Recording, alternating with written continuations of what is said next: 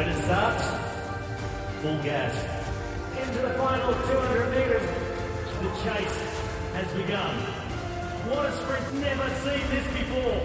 Absolutely fabulous.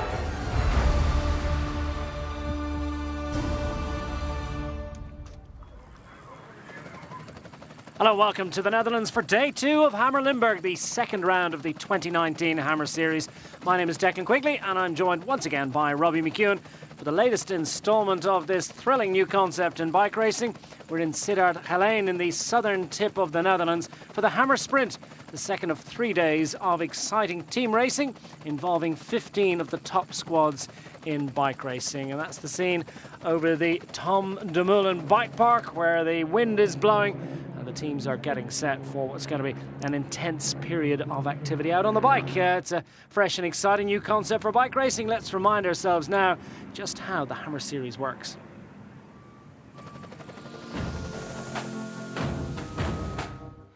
The Hammer Series. 3 disciplines: climb, sprint and chase, team versus team, no individual ranking. Each team has 7 riders. 5 riders are then picked to race each discipline. All 3 disciplines are raced on short circuit loops. In the Hammer Climb and Hammer Sprint, the first 10 riders to cross the finishing line on each lap will score points for their team.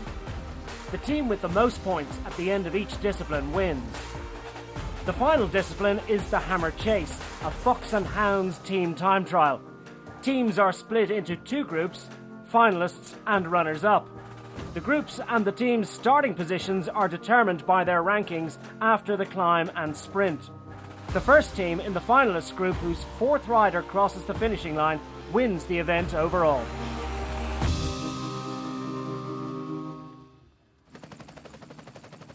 Teams completing their preparations, the 5 riders' selections have been made, and it's points make prizes. That's what's on offer today. Robbie, the wind is blowing down here. It's going to be a factor. It is going to be a big factor, Declan, as we were discussing just after breakfast. It's windy enough to blow the froth off your cappuccino. It is blowing at about 45 kilometres an hour out here, so that is a huge consideration for the teams. A lot of riders making sure they are really warming up properly, because if you're not on from the get-go, I think you're going to get dropped. And it may be as much as a hammer echelon as it is a hammer sprint this afternoon. You can see it right there. It is really blowing. Yeah, we could have a condensed classic-style racing, and it's been quite the challenge for the organisers. They've had to batten down the hatches and tether those barriers. All about safety of the riders, safety of everyone, and we've had quite the festival of racing already today with loads and loads of bike races for kids of all ages and sizes, and 1 or 2 superstars just mingling amongst the crowd as they complete their warm-up. It's been a great day of celebration and preparation, and what a day we had yesterday in the Hammer Climb. Greg van Avermaet looking happy and comfortable in racks ahead of the start as Tom Dumoulin fired them into action on the Hammer Climb. Down in Vals, Moreno Hofland getting going and just having a one-hit wonder really for the man from EF Education First, giving them a great start, but it was Greg van Avermaet that launched the first meaningful attack. It got serious in the first lap, and look at this. Young Remco Evenepoel, a tap on the backside of Van Avermaet. Come on, young fella, follow me. Even though he's Olympic champion, he's very experienced. The young man he went to the front and he never shirked a turn. He chased every single attack that went. If somebody attacked, and Tim Wellens did on a number of occasions, Evenepoel reacted. Yeah, not cowed by anyone's reputation, but neither too was Maciej Bodnar, who 3 laps in succession for Bora Hansgrohe took top points, and that meant that Evenepoel decided, I've had enough of that. I'm going to strike out for glory, strike out early with more than half the race still remaining. Evenepoel went solo and stayed solo through to the conclusion. 5 top scores, including 2 double-point scores on the line. For Deceuninck Quick-Step, it was a perfect solution, perfect day out for them. The CCC team rolled over Lotto Soudal and Bora Hansgrohe, courtesy of Greg van Avermaet at the final time of asking. Lotto Soudal, Bora Hansgrohe still well to the fore. and they have the early advantage ahead of the Hammer Sprint this afternoon, which is altogether a very different affair. The squad lineups have changed ever so slightly. It will be interesting to see just what sort of legs the riders have brought into action. A lot of them are going to be feeling a little bit sore after yesterday's affair. Here's the top teams into action. Team Jumbo-Visma, of course, taken the victory a couple of weeks ago. Team Sunweb, Mitchell and Scott. Team Ineos, CCC, Deceuninck Quickstep, Bora Hansgrohe and Lotto Soudal, the top 8 squads from 2 weeks ago. Well, the other almost half of the field made up of Education First, UAE Team Emirates, Team Dimension Data, Trek Segafredo, the World Tour teams, and then our wildcard Pro Conti teams, Israel Cycling Academy, Caja Rural, who put on a great performance yesterday with Aron Buru scoring well, and along with Nippo Vini Fantini, struggled yesterday on the Hammer Climb. We'll be looking to make amends this afternoon, see if they can force themselves into the finalist group for the Hammer Chase tomorrow. Yeah, a couple of the lower ranked squads that did particularly well yesterday, actually, and have given themselves a shot at glory. So too Michael Morku, not involved yesterday to any substantial extent, but the man who is the Danish national road race champion and who's extended his contract indeed with Deceuninck Quickstep, another 2 years for the veteran. He's going to be a big player for them today. He certainly will be, and there's the man of the moment from yesterday. And although we do say that Hammer Series is absolutely a team event, it was the individual brilliance of Remco Evenepoel who won the day for Deceuninck Quickstep. The other man to score, we just saw him there, the Belgian champion Yves Lampaert. He scored 43 points. Remco Evenepoel, the other 1,000 plus. Well, really, it was an almost replica performance to that of Carlos Betancourt a couple of years ago for the Movistar team. He holds the record for the most amount of points scored in a hammer climb, but Evenepoel went pretty close to it at 19 years of age.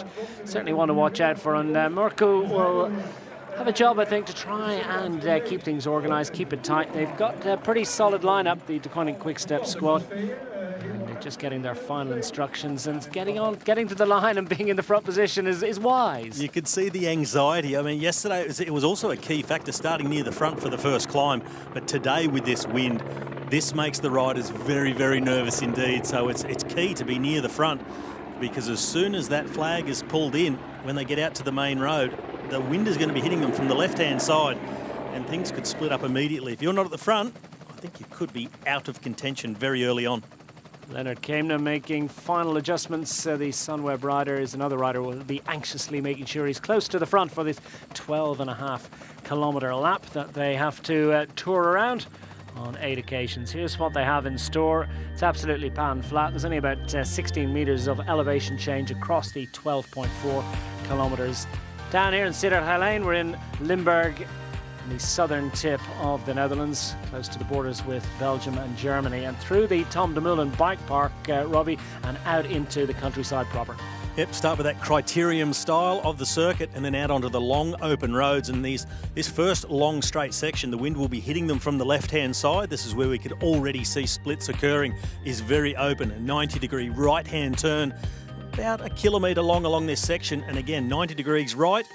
This section here through the fields, extremely open. It'll be pushing them across to the left-hand gutter, and I expect to see the race blown to smithereens. So could it be as much an echelon race as a sprint race? And those that are left together will hit that final hairpin, line themselves up for the sprint into a very strong headwind. It'll be quite tactical. So a tough circuit, even though it's completely flat. Here in Holland, it's always windy, and today, an extra pinch on top. 8 laps of 12.4 kilometres for 99.2 in total. So almost 100 kilometres of bike racing facing these riders. Remember, it's a team event. It's about packing as many riders into the top 10 as you possibly can in each and every lap. And those double point scores for the cow's tongue, they're the important ones, aren't they? And teams we have in the past seen get themselves organised tactically for the big ones, the really big opportunities. So we see the final preparations made by Mathieu Bodner, and the Bora Hansgrohe squad will be looking to him after his great performance yesterday. We'll see how he's recovered after yesterday's ride, because I felt he went really above and beyond for a quite heavily built time trialist, a guy like him, to get over that course that we had yesterday for the Hammer Climb. Again and again. I thought he did a fantastic effort, but with the intensity of this racing, recovery is quite difficult to be able to back up again the next day. The Belgian Sepp van Mark, we've seen him go well in this in the past. What can he do for EF Education First? He's a real classics superstar, and this is a little bit like classics racing for these today. Everybody wants to make their acquaintance of the man of the moment, Remco Evenepoel. Seen over the bike park as the crowds assemble and the bike riders assemble too. We've picked out some of the leading lights, the big teams to watch out for today. No surprise, Degenkolb Quick-Step in the box seat after yesterday's performance. Evenepoel has the support of Fabio Jakobsen, the Dutch sprint superstar, Yves Lampert, the Belgian champion, Martinelli, the Italian good lead-out man, and Michael Morku as well, the Danish rider, will be the man setting a lot of this up. Well, Bora Hansgrohe also a good job yesterday, anchored by Mathieu Bodnar. And today he's joined by Eric Baska, Oscar Gatto, the Italian, quite a good finishing kick. Jure Sagan, yes, the brother of, and Andreas Schillinger, the German. Solid performance for Trek Segafredo yesterday, and they've got John Degenkolb, who will relish this kind of weather and this kind of opportunity. Sprint star from Germany, also with Jasper Stuyven, who's going very well in the climb yesterday, the classic star from Belgium, Alex Frame, Fabio Fellini, and Fumiyuki Beppu also in their lineup. Education First, the early aggressors yesterday with Moreno Hofland, and he is more of a sprinter than a climber. He's back again today, joined by the Australian Mitch Docker, and back again also is Sebastian Langeveld, the Dutch classic specialist. Their British sprinter Dan McClay, they'll be relying on him for some points, and Sepp van Mark, the Belgian classic specialist as well. He loves a bit of crosswind, and he'll be expecting big things of himself. Team Sunweb too have got a couple of superstar sprinters and emerging talents indeed. Kees Bol, the Dutchman, taking his stage victory recently in the Amgen Tour of California, as indeed did his teammate Maximilian Ricard Walscheid to give him his full title. Try to get that out in a 200-metre sprint. They're supported by Leonard Kemna, Jay Hindley and Jan Bakelants. So teams and riders, not too many left to assemble. Yves Lampert just at the back as Sepp van Mark gets his final instructions. Sent on to glory today. As I've mentioned in the past, he goes well in this particular event, and it's not always, we emphasise the sprinters, we talk about them, but it's not always the sprinters that do a lot of the scoring in this event. Well, it seems to be the classic specialists, the escape artists who do a lot of the damage in the hammer sprint, because of course sprinting is important, but attacks come after that, and riders who can get themselves up the road and get in a good break, they can often take a whole chunk of points and help their teams to victory in the hammer sprint. So it's a bit of artistry going on down there with the kids, and I'd like to see some of these professionals try and do some of those tricks. Well, a portable pump track, maybe put it into the 12.5 kilometre circuit. I think that'd be pretty good. We've had a great day, haven't we, of action here at the Tom de Mullen Bike Park. They've been using the classic circuit, the cobbles that they have that are characterised and modelled on some of the famous bergs from the classics racing, and now many of those competitors have come down to the fence to watch their heroes race off into action. We've just got a couple of minutes to the start, and then they'll have 3 or 4 kilometre rollout, and we're in car with 4 of the squads: Michelin Scott, CCC, Bora Hansgrohe and Team Sunweb. Well, Mitchelton Scott behind the steering wheel is Matthew Heyman, winner of Paris-Roubaix in 2016. Alongside him, Matthew Wilson, the team director, Valerio Piva, also with Marco Pinotti for CCC. There are the men giving the instructions over the radio to their riders. Yeah, Matt Heyman has made the seamless transition from racing into the team car. Glorious Paris-Roubaix success a couple of years ago. He knows all about classics racing, and for all that this is less than 100 kilometres of bike racing, I suspect that those skills and those characteristics might be well employed in this particular event this afternoon. So nerves a jangle as we await the kick-off. Yesterday's hammer climb going the way of the Degenkolb Quick-Step squad, with that huge contribution from Remco Evenepoel. Second CCC squad, of course, with that great effort from Greg van Avermaet. Simon Geschke has been rested today after his effort, the German climber. Lon Sedal, much of the scoring, indeed all of the scoring, being done by Tim Wellens. He's back into action again today, the Belgian classics racer. Will this be the kind of racing for him? Well, we're going to find out very shortly. Bora Hansgrohe, as we've mentioned, Mathieu Bodnar is going to be a superstar for them. Giovanni Lonardi there for the Nippo Vini Fantini squad is fresh from, if that be the the right phrase. The Giro d'Italia, fortunately forced to retire midway through the first Grand Tour of the year, so hopefully he's managed to recover. And the Nippo Vini Fantini squad finishing yesterday's event 15th and last, so they've got work to do.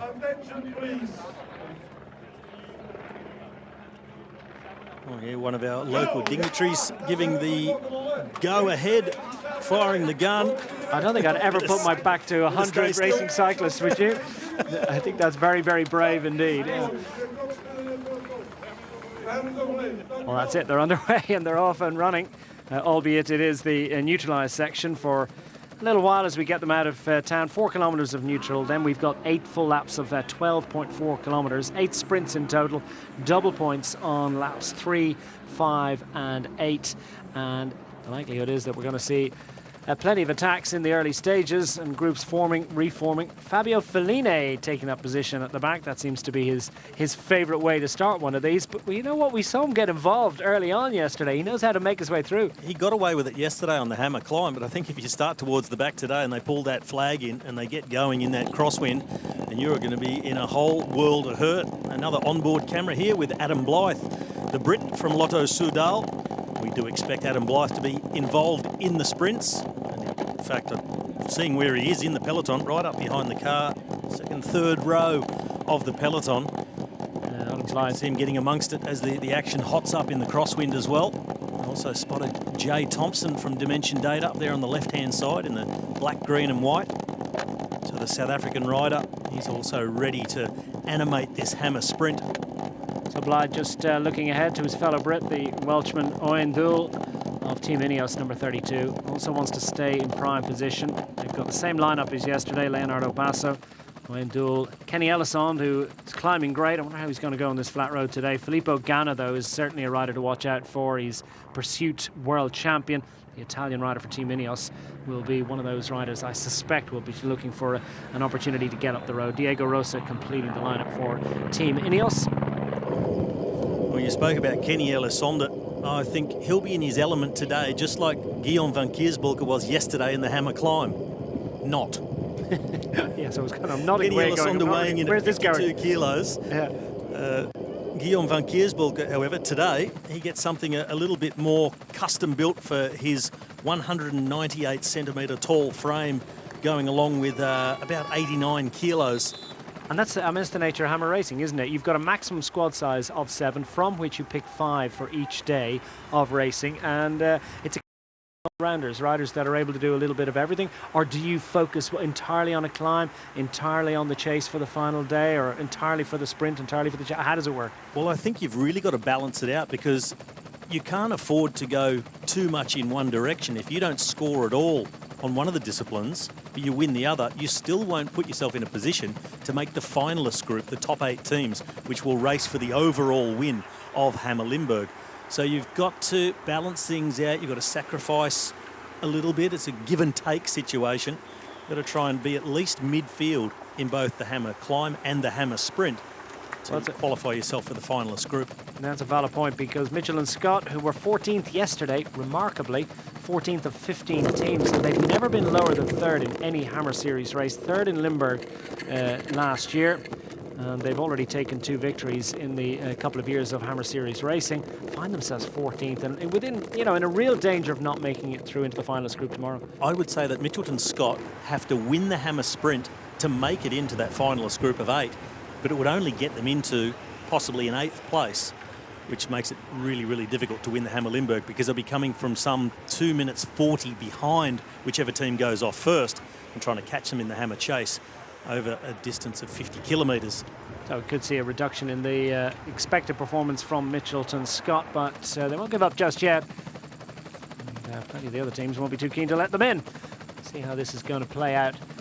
Team Jumbo-Visma as well, another squad that might have been a little bit disappointed with the way things went yesterday. They were 8th, having taken the victory in Limburg. The local team, Team Jumbo-Visma, with some good scoring from Cohen Bowman and Antoine Tolhoek. Both of those riders have been rested today. They're climbing specialists. I'm not so sure they'll be employed tomorrow either. They leave it up to their teammates to try and rescue the position for them. Well, there's our race director, Olivier Sen, from Hammer Series. And he is getting ready to pull that red flag in and give the go-ahead. They're approaching kilometre 0, and there it is. The flag waves. Flag in, we're racing. Greg Van Avermaet right through to the front once more. The Olympic champion wants to put that gold helmet into prime position and make sure that the CCC squad are thereabouts. And when's the first attack going to come? Oh, it's all smiles at the moment, but for how much longer, I wonder? Well, I think the first opportunity when that wind really comes in and hits them, they'll start to go. At the moment, it's all about positioning at the front, making sure you're staying safe, not being under attack and being caught out. So at the moment, nobody willing to go on the attack with 100 kilometres to go. Yeah, we're looking back. I don't think it'll last long. We're looking back from Van Kersburg's bike, the CCC rider, and indeed the man of yesterday's moment, Remco Evenepoel. Who's going to launch the first attack? He certainly is going to launch at least one of them. And Evenepoel immediately rolling over the front of Greg Van Avermaet and Fabio Jakobsen, the local hero, thereabouts as well as the attacks begin. Well, it certainly didn't take long. And it's the colours of Education First, that pink and purple, as one of the riders involved. It would not surprise me one bit if that was Sepp van Mark. He really loves to go, and it was too. Loves to go early, get amongst the action. This is Tom Jelte-Sluiter from Dimension Data, now off the front. Sole at the moment, and that wind is hitting them from the left-hand side. Is it a case of, I mean, are the teams waiting for that crosswind section and to really hammer it and get a tail cross and then see can they just power it and drill it? Or is it a case of just trying to feel their way through it and see where the attacks are going to come from? They don't have to wait long to see where they come from. It's Bodnar again yesterday amongst the action, winning a number of sprints on the hammer climb and taking all his team's points. And think back a few years ago to the Tour de France on the way to Montpellier. It was Bodnar who split the group with Sagan, Froome and Geraint Thomas. This is a man who can do some real damage, but at the moment, nobody willing to follow him. He's trying to create some sort of break off the front. Well, that's probably not what he was expecting. I mean, Mathieu Bodnar hadn't planned to go clear on his own for any extended length of time. He was kind of hoping someone would come and play with him. The softening up begins. Looks like Yusuf Mirza is the next one to launch an attack. UAE, Team UAE rider, a couple of national champions to the fore as Murku covers this one. I think he maybe just wants to follow the wheels, see what's going to eventuate. 4 teams clear, Mitchell and Scott, EF Education First trying to get involved as well as they have a little look around. That's Rob Stannard from Mitchelton Scott, number 26, following through. So the young Australian being part of this group. And there from Education First is Dan McClay, the sprinter. So you can't afford to sit back and just do the sprints. With the wind conditions as they are today, you've got to get involved, because if you're not on the attack, you are under attack. And Dan McClay's rested after yesterday, fresh legs and eager to get involved as quickly as possible. The EF Education First rider, the British rider, who is, of course, their sprint specialist among this peloton. But he and others recognising that the likelihood is that something is going to go clear to score points. Well, you can see the riders getting a little bit of protection along this section, that forest along the left-hand side. That's proving to be a bit of a wind break, so not splitting things up. But pretty soon they'll take that 90-degree right-hand corner, pick up a big tailwind. I think speeds will be up and over 60 kilometres an hour. It's the next right-hander, and about 500 metres later, things really open up. The wind will get some fetch through those open fields, and I think that's where we're going to see the carnage happen. Talking of carnage, that young man that was just on screen, Evenepoel, caused the carnage himself yesterday. He was quite phenomenal. Yeah. Not an individual win, it's not his first pro win, but figuratively speaking, it was a huge performance. Well, there's a question, because the Belgian press are saying it was his first pro win. How do you describe a team victory where he contributed almost all the points? Well, it's a team victory. It is just that. It is a team victory, not an individual win, but it was a brilliant individual performance. And it should be treated with the prestige of a win, but technically it's not an individual win. Yeah. That's what Hammer Series is. It is team racing, it's cycling reinvented. And Remco Evenepoel, also his celebration at the finish line was, slapping the team logo on the chest, saying this is a De Koning Quick-Step win. But I'm sure he's deep down very, very pleased with himself. Well, he certainly made a name for himself, whatever way you want to work it out. Roberto Ferrari to the fore for the UAE Team Emirates. Cut sight in the bunch as well from the camera of Giovanni Lonardi of the Israel Cycling Academy sprinter Rudy Barbier. Watch out for him a little bit later on. As part of the climb, quintet yesterday, but not able to score for the Israel Cycling Academy squad on that occasion. Well, first break being set up now, and that's the man on the front, the Dutchman, is their sprinter. Fabio Jakobsen now in second wheel. And it's in that tailwind section that they've managed to go away. They take this turn now. And Tackle Vanderhoorn up there representing for Jumbo-Visma. It's a bit of a move here. And it goes spreads wide across the bunch and behind. So plenty of riders from their teams.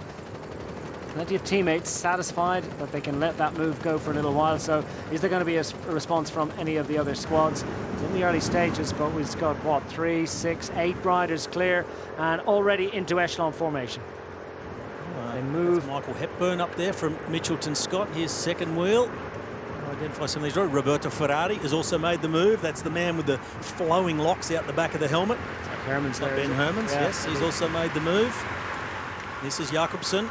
A nice play from Jakobsen. Tacker van der Hoorn has also made it in there, and Jakobsen is going to be the red-hot favourite should this go through.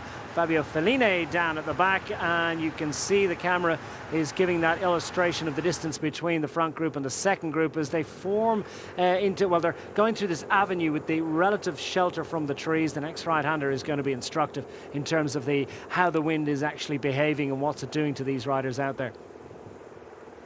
Well, very quickly settling into the rhythm and working together, this group that's off the front. The counter-attacks coming from behind. Dimension Data, Mark Renshaw on the right-hand side.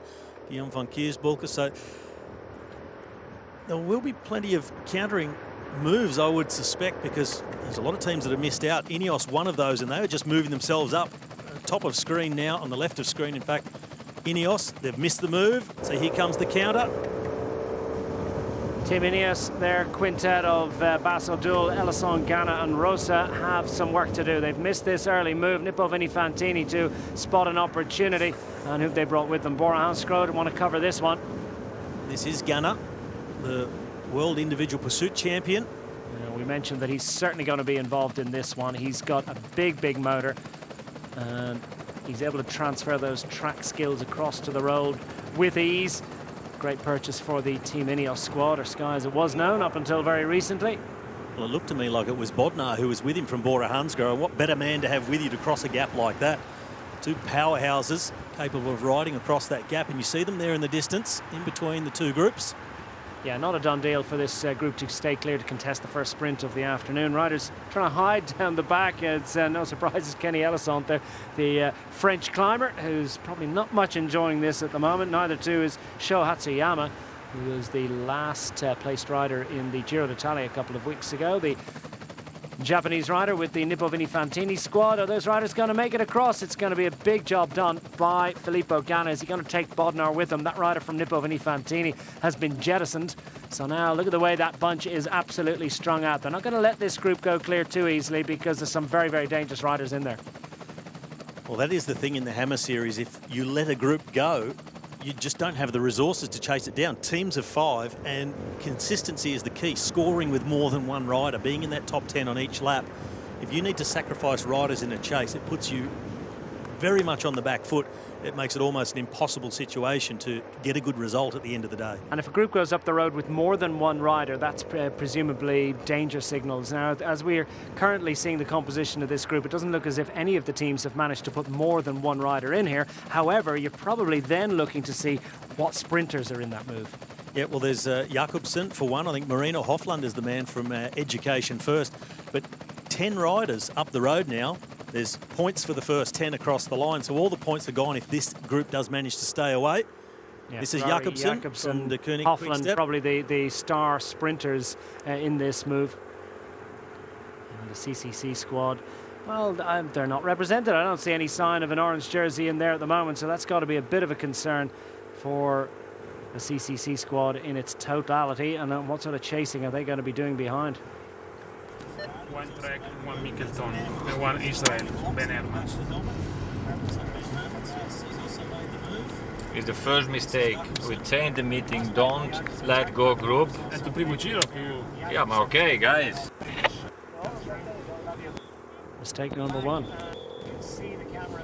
Well, the message is clear in the CCT team car. They spoke about it in the meeting. Do not let a group go. And then you heard Marco Pinotti say in Italian, and it's just the first lap, and they've already made the big mistake. And they are completely on the back foot. They need to send riders across to this move, or they're going to have to sacrifice a couple to try and chase it down. But even using 2 riders, 2/5 of your team to chase it. You're chasing 10 riders. Here's one on the move now, trying to go across. Yves Lampaert is covering that, the Belgian champion, at the back. Looks like Van Hooijdonk has spotted this danger. Man from a famous family, the Belgian national road race champion Yves Lampaert as well is also going to try and jog across as best he can. Leonard Kemna is the German rider with the Sunweb squad. So 3 riders trying to get across a junction of about 9 seconds. You'd say that's relatively simple, but it's absolutely flat chat at the moment. That is not an easy gap to go across. No, absolutely not. 9 seconds is a big gap. Further split coming behind, so another counter attack at the moment. So another group prying themselves away from the peloton. As our lead group, they take that hairpin and line themselves up on the final straight to the line. This is where they hit straight in the face with that headwind. So 1,500 metres to the line, and clearly Filippo Ganna wants to try and secure the position of this group. He's put himself in a vulnerable situation. We're heading down towards the first sprint of the afternoon, and it is Filippo Ganna of the Team Ineos squad feeling a little bit vulnerable on the front. The sprinters lining up behind. Ben Herman's in fine position. Fabio Jakobsen third in line. Taco van der Hoorn is nicely placed there to sprint. Who else are we watching for? Perhaps Bodnar for the Bora Hansgrohe squad can do a job, and riders back towards the back. Ferrari on the very back of this group has scored well in this particular event in the past. 10 riders up the front, 3 more coming across right behind. They will not get there for the points on time. Lotto Soudal, who hit out first, but Jakobsen gets into the slipstream. Watch for the man in blue. He comes out of the slipstream, up and over the top with 50 metres to go. Fabio Jakobsen takes the first set top point hole of this afternoon, and that group of 10 have hoovered up all the points between them. They've kept it between them, and these 3 chasers are going to hope for a stall. Nathan Van Hooijdonk leading them behind, but it's Jakobsen, Nassen, Hofland, Ferrari, Hepburn, Frame, Bodnar, Van der Hoorn, Ganna and Hermans. Your top 10 all scoring individually for their teams. Well, after that first sprint, they'll need to get back to their work really smoothly again to try and open up this gap. Just a 10-second gap over the peloton. So they've shared the points amongst them. And Lawrence Nassen doing a very good job for Lotto Soudal, getting into that group, leading out the sprint. But you can see by the trees there on the side, that wind is blowing straight into their face in the sprint. You saw Fabio Jakobsen, you can't even see him at the moment, tucked in there behind the Lotto Soudal rider. Nearly hits the wheel as he comes out. Has a look over the shoulder, measuring his effort. Doesn't want to make a full effort if he doesn't need to. Doing just enough to take the 100 points. And giving the local crowd something to cheer about, the 22-year-old Dutchman has won the Schelde Prize on 2 occasions already in his young career. Took the Nokere course as well, loves the classics racing, likes the flat road, not afraid of those. Not afraid of the sprints, as we see riders forming at the front, others continuing to chase, and Van Hooijdonk hasn't managed to get them across. So the CCC team still feeling a little bit vulnerable. And how good would it be for the Quick Step squad if they were to get Lampaert in there as well? Well, this is key now that Lampaert has finally gone to the front on this group and is going to try and get them all the way across. They were almost there without having the contribution of Lampaert just yet.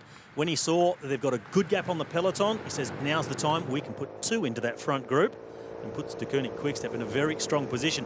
They're taking up today just like they left off yesterday. I think if we had all of these riders in there, there'd be what, about 11, 12 riders in there, and probably... There's 10 up the road, so 13. And that will be 12 for the points. That'll be 12 teams out of the 15 would be represented up front, so you wouldn't have too much enthusiasm for chasing. Always assuming that teams are satisfied that the rider that they have up there is capable of scoring points for them. Well, that's right. Well, Israel Cycling Academy, I think they'll just be happy to have one up there. It's Ben Hermans, not a noted sprinter, but he's in the group. Teams missing, for example, are Cajal Rural and Nippo Vini Fantini, not represented in the group. So some are trying to get across. They have their man Kemna has managed to make it across. So they'll be satisfied to be in there at last after a worrying, nerve-jangling moment. As Ganna goes to the front again, Bodnar follows through. Yves Lampaert straight into the line, won't be shirking here. Wants to try and keep Jakobsen up there and score himself for as much and often as long as he possibly can. Peeling off riders trying to drop out of the group. There are riders suffering in here. It's quite a large and unwieldy group, and the Punch haven't given up just yet. No, that gap has actually been shortened. So a counter-attack coming out of the peloton, really dragging them along. And that's why Yves Lampaert is now at the front. They've got 2 men up there for De Koning Quickstep. He's trying to ensure that they break that elastic band back to the peloton. But it's another counter-attack who's got themselves off the front at the moment. They're between the 2 groups. Oh, it's sustained savagery. It's absolutely mental out there. There are riders down the back of that bunch that hate themselves right now and desperate to try and stay in there for as long as they possibly can. See, Team Sunweb, I think, are relatively satisfied to have finally got up and into that lead group. Okay, guys, 8 seconds the gap, 8 seconds.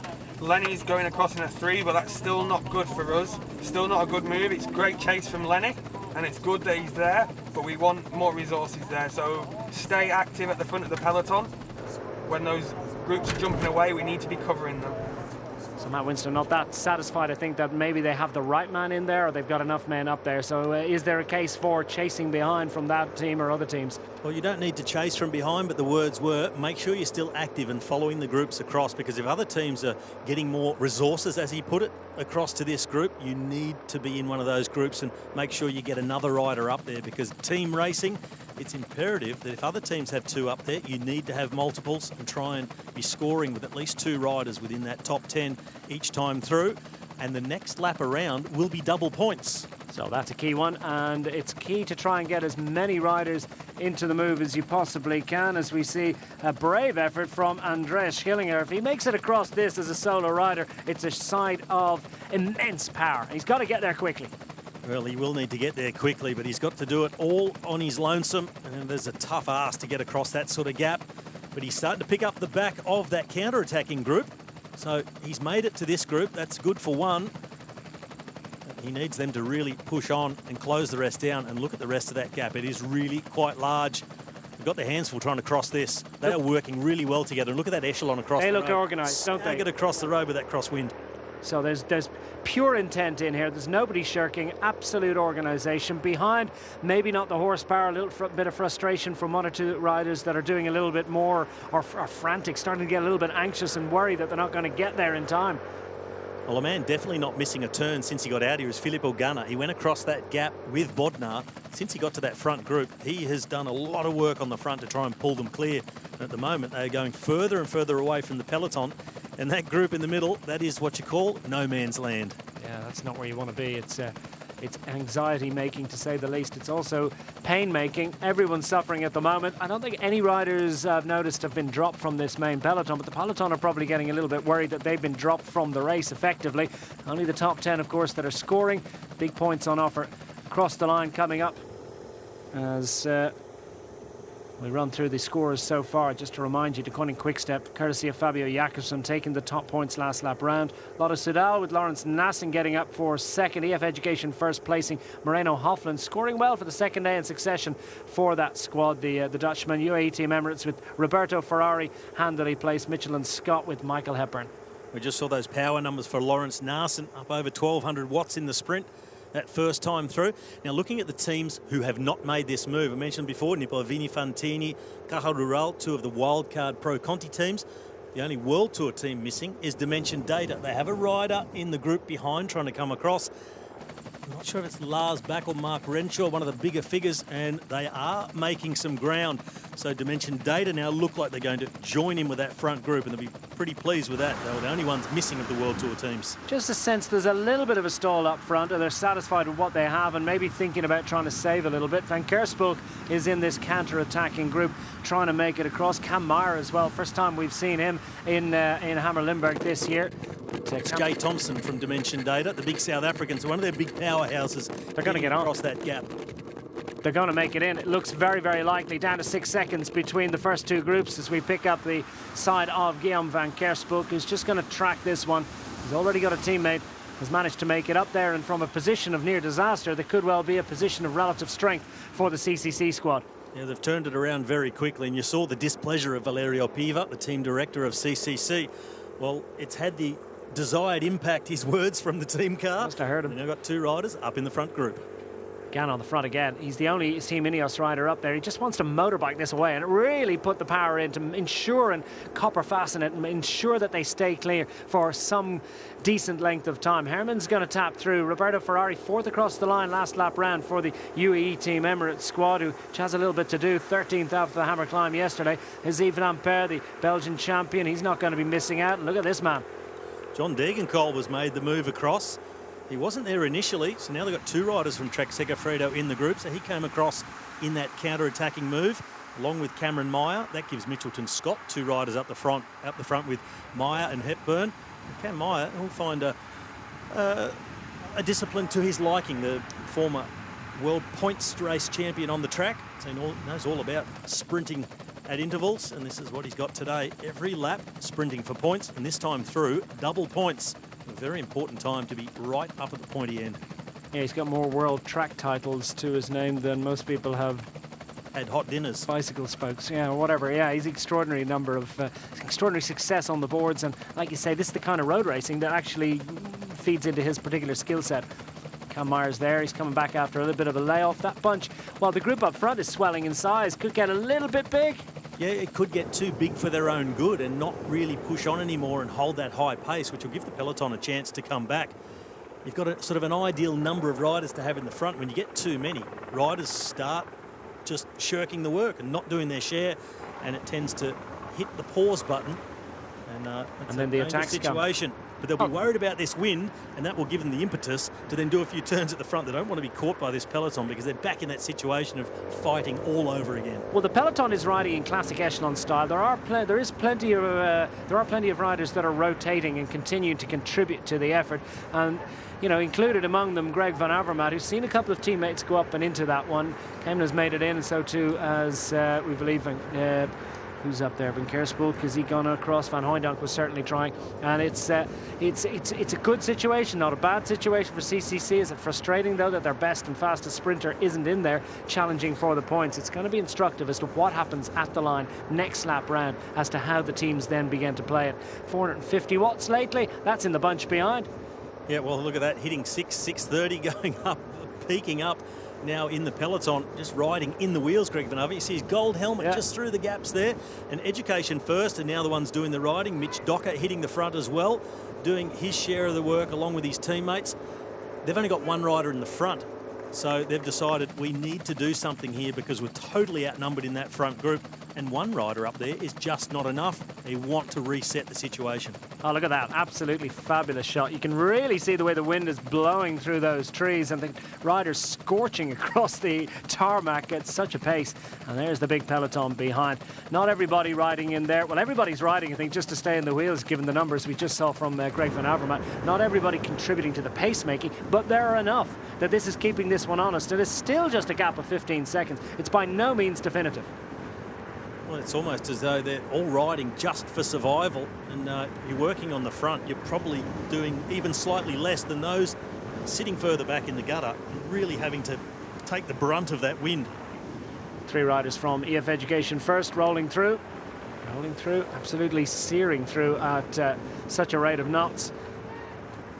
And plenty of shouts because the squeeze comes on in that group as well. Not giving each other much room, are they?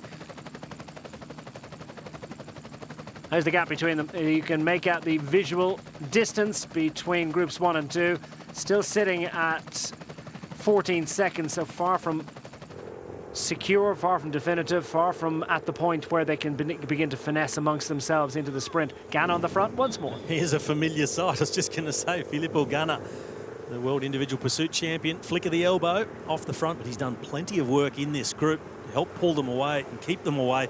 But that'll be detrimental to his chances in the sprint. We saw him last time through, 9th across the line, 19 points. Whereas the riders who are a little bit more canny, sitting a bit more in the wheels and timing their run into that strong headwind for the sprint. Of course, Fabio Jakobsen, all the power he's got at his disposal as a pure sprinter. He was the man who took the 100 points, but quite a large group now. I think it'll be a lot more of a tactical sprint. In a very good position, the Koenig Quick-Step, just like yesterday, leading already. We've got two riders in the group, Jakobsen, who I mentioned, and Yves Lampaert. Did I pick out Valscheid there? He's in fine position if he's going to cross it into this one, because he's one of the most feared sprinters in world cycling. Fabio Jakobsen, maybe not quite as afraid of him as others may be, but Max Walscheid, big strong German sprinter of some renown for the Team Sunweb squad. Try and get the composition of the group as they come through next lap round, but suffice it to say it is swelling in size, or has done of late, and that gap is going up a little bit. Well, this is the peloton with Education first doing the riding on the front. Sebastian Langeveld in his wheel, Mitch Docker, and then Sepp van Mark behind them, just being tracked by Mitchelton Scott, who have 2 riders in that front group. But Education first, not content with the situation, keeping the pressure on in the peloton. I'd like to put more riders up the front. It looks a bit like Sepp van Mark is doing slightly less than the other 2, maybe trying to save his legs just a little bit. Well, here's one of their riders been dropped. And there's your reason why you see 3 riders on the front of the peloton. They've lost a rider out of that front group. Their strength, their relative strength has gone down, it's diminished, and they have more reason than most to want to make sure that this gap comes back. And it has done. They've managed to close, what, 4 or 5 seconds in the last kilometre or so. So it's definitely a big, intense push from the peloton to close this one down. But it's hanging in the balance as things currently stand. And it looks as if certainly the group are going to contest lap 2. Points on offer for the lead group up front. Alex Frame, pace sitting on the front for John Degenkolb. They're about to swing into that right-hander, that very tight hairpin turn, and it's around 600 metres to go from this point through to the finish line.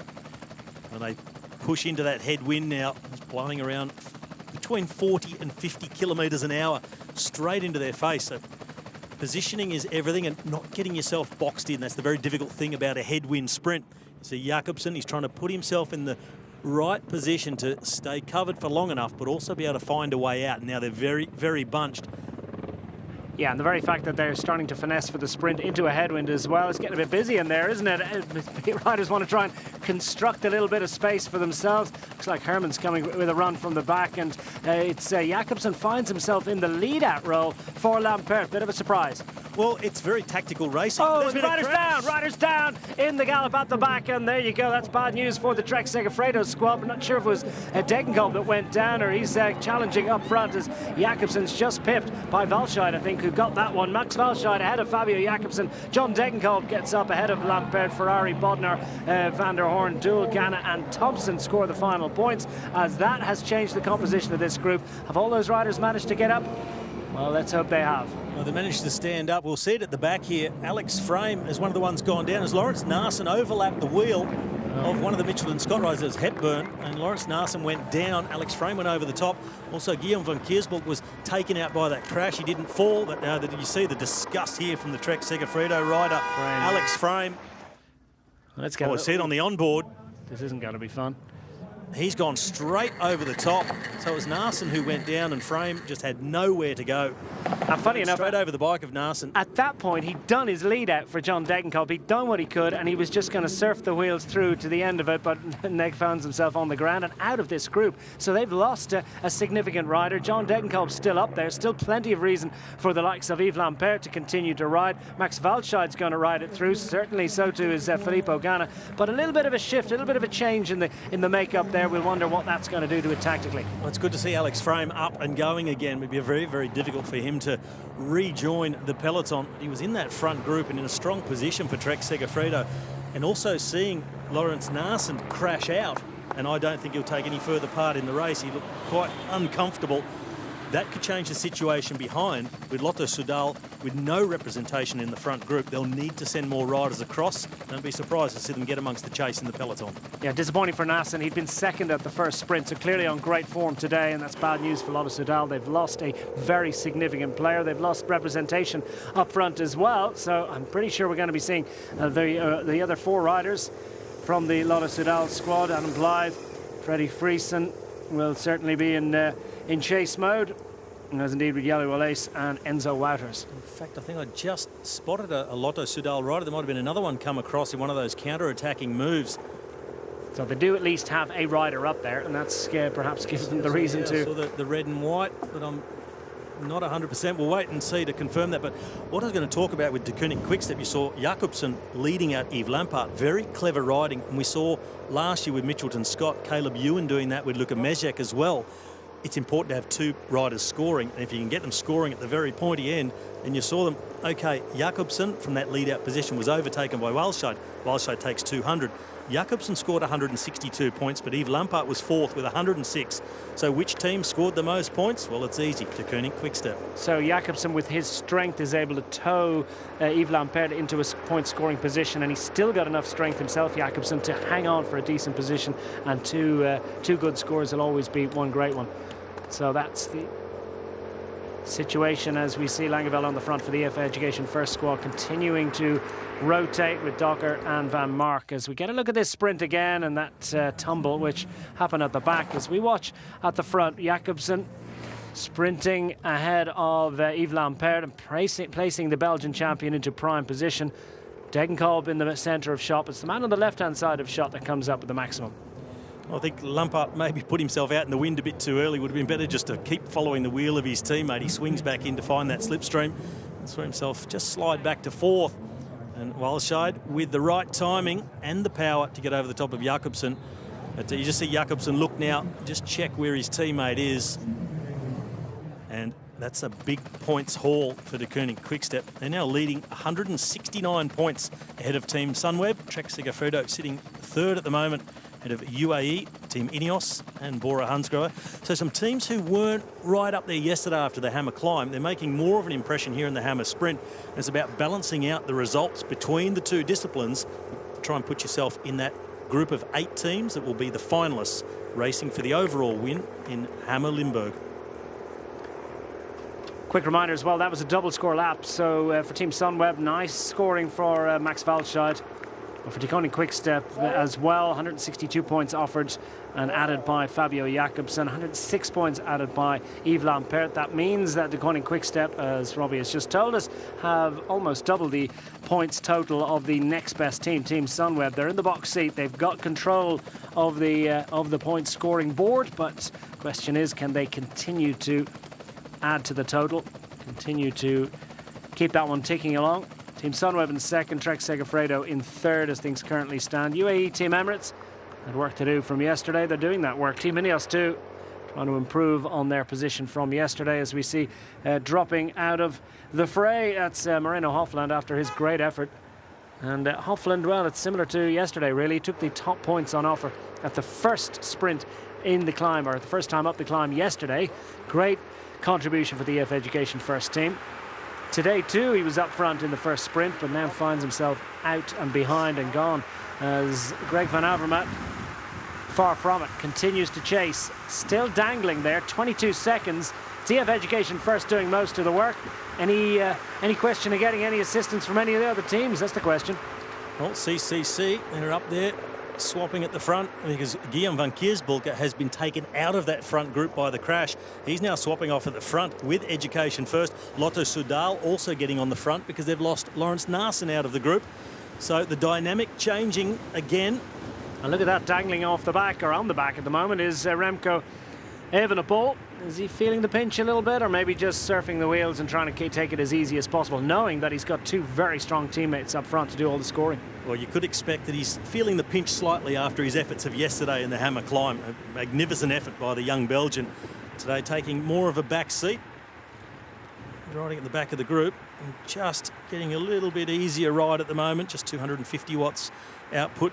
Save his energy and then just try and blast across the gap. Is it too much to hope or expect? And that certainly is not something that the De Koning Quickstep team would be asking him to do, because that just might tempt a little bit of a chase, and they don't want anything to change. Right now it's going well for them. I think they'll be having a bit more pressure on the likes of Fabio Jakobsen, Yves Lampaert, Davide Martinelli as well, also Murko, and let Remco Evenepoel take a back seat, rest the legs somewhat and save himself as much as possible for tomorrow's Hammer Chase, where he'll be one of the linchpins of the team. He's a very good time trialist as well. Oh, absolutely, yeah. Junior world time trial champion, albeit that's at under 18 level, and always he skipped through the under 23 ranks straight into world tour level. Remco Evenepoel is going to ride himself through this one, and he's got two teammates up front who are scoring well at the moment. It's De Koning Quickstep looking to make it a double, head into the finalist group of the Hammer Chase tomorrow in the prime position up front. Well, it's the teams with two riders in the group doing the bulk of the work. Sunweb, De Koning Quickstep, Mitchelton Scott also pushing on hard. So the Sunweb squad have Max Falscheid, but Bora Hansgrohe, what are they going to do? So full gas in the front, full gas in the bunch, so watch out. Also a lot of riders getting dropped now.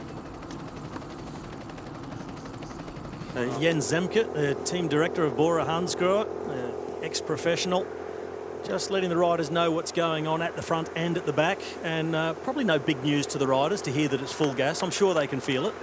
They could have told him that. Down to 14 seconds. That's the smallest gap we've seen pretty much since this group has established itself. So while they seem to be riding through and tapping through at a decent rate, similarly in the bunch behind, riding pretty hard. Jakobsen makes his appearance at the front. For all that he's a sprint star, normally he would be looked after, cosseted by teammates. This is a slightly different situation. It's kind of racing that John Degenkolb absolutely loves. Behind, well, the Peloton, no surprise, they're led by the Lotto Soudal team. They've got work to do to get involved up front. Well, Adam Blythe and co, they've got some work on their hands because they are now unrepresented in that front group. Lawrence Narsson, he was the man who fell first as they came to that last sprint. So now they have to try and rectify this situation. There is the gap from the helicopter. 11 seconds. They are starting to really close it down. But all those riders in the front, well, they've worked so hard to get there. They know what a battle it is back in the peloton. They really do not want to be caught. So we've got an arm wrestle on our hands as they hit the back straight, this big open long section. That wind, you can even see it through the long grass, and really getting some fetch across there and pushing them into that left-hand gutter. Midway through lap 4, and the riders on the front of the peloton with one or two interlopers just trying to cover things and just put themselves in the line without actually contributing to the pacemaking. That makes them a little bit of an irritant to those that are trying to do the closing, but well, that's the way it's played. And that'll be understood by those riders. They'll hope that they don't stay there for too long. We see at the back the man in orange, Guillaume van Kiersbel, who's taken out by that crash. He's now right at the back of the peloton. He was caught, did a few turns on the front for his team. He's paying for those efforts and being caught down the back now. Look at this, Robbie. Front group. Down to 12 seconds. It's looking very close indeed. Filippo Ganna hits the front. He has done so much work to try and keep this group clear for as long as possible. They've got two riders up there, the Team Ineos squad, so they've got plenty of reason to try and stay clear for as long as possible, but it's looking a little bit fragile for them. Owain Doull hits the front for Team Ineos. Scored some points. Well, they were 8th and 9th across the line last lap round. They'd hope to score a bit higher than that from this group, given the size. Well, you really do see it's the teams with two riders up in that front group who are doing the bulk of the work, that intensity level, sort of sacrificing one rider, making a bigger effort to keep them away in front, and then the other rider responsible for taking the points when they come through the next time. But if you're not working with this group and trying to sit on the back, you'll find yourself caught in the gutter. And look at the numbers from John Degenkolb. John Degenkolb, the last sprint, he was third, 1,170 watts, just under 50 kilometres an hour. Headwind. And that is into a headwind of almost equal speed. Yeah. Up between 40 and 50 kilometres an hour, so that's quite some go. It doesn't mean he would have done 100k an hour if it was wind still, but definitely they would be sprinting around 60 to 65 kilometres an hour in normal circumstances.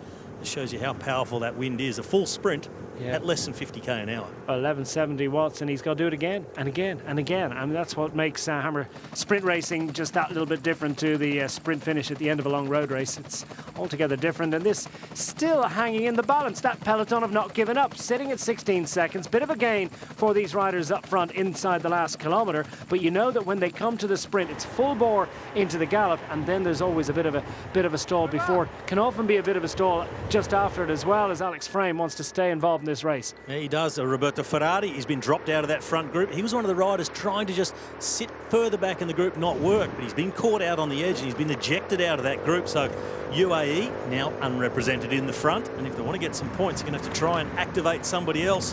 They'll really be hoping this gap can be closed down. As Alex Frame, great job, gets himself back onto the back of the peloton. What a fight from the Kiwi. Yeah, he's not giving up on this one just yet. Is the New Zealander Alex Frame, looking a bit scuffed after his unscheduled visit to the tarmac. But he's in the wheels again, and if this one closes up again, and the split I think that might have been expected as Bodnar brings Lampert, Taco van der Hoorn and Owain Doull clear of that lead group. So it's a select group of 4 who've raced clear. Interesting play by Degenkolb Quickstep. Little bit concerned, anxious maybe that it was going to come back together again. Not full cooperation between them, and that could be curtains for those riders behind as Mitchell and Scott try to put a rider over the gap. It's Cameron Meyer trying to come across. Look at the grimace on his face. It looked as though he'd almost given up. He's just trying to pick up some slipstream to get back to these 4. And some real powerhouse here, Yves Lampard. But I think Matej Bodnar, for mine, would be the man responsible for this split out of the front group. They've felt the pressure of the peloton coming from behind. And there's a lot of riders on there just trying to freeload, get a free ride up. A man like Bodnar, he won't stand for that. He was active yesterday on the climb, and he's a man for all terrain. Certainly is. These is a group at the back of the peloton, so they're far from coasting along, but a bit anxious for them. They're hoping. Well, these are actually the rest of the front group. Yeah, that was Ben Hermans at the back, number 115 for Israel Cycling Academy.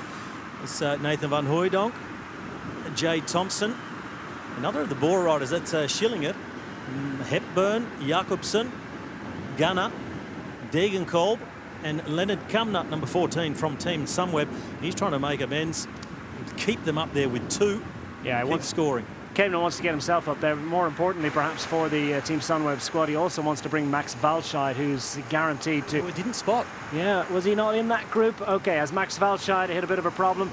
Is he struggling? This bit of attacking could well have meant it's difficult for 1 or 2 riders. We saw Roberto Ferrari dropped out of the break back into the main peloton, perhaps as a result of all the little bit of shenanigans. And remember, the wind is playing a role here. We can't say it often enough, but this wind is absolutely searing. The tail crosswind that they pick up for much of this lap is doing immense damage. Here we go. Van der Hoorn, Meyer, Doull, Lampert and Bodnar. Composition of this group. The last man to join is the man at the back here, multi-track world champion Cameron Meyer. Well, there's the finish in the distance. You can see it. They're only about 300 metres away as they enter the gates of the Tom Dumoulin Bike Park. Cameron Meyer, ever the tactician, he's got on, had a quick breather. He's trying to line them up, get some big points. I'd pick Yves Lampard as the fastest man of this group. It's getting tactical. Cameron Meyer looking across at Van der Hoorn, and he makes his attack.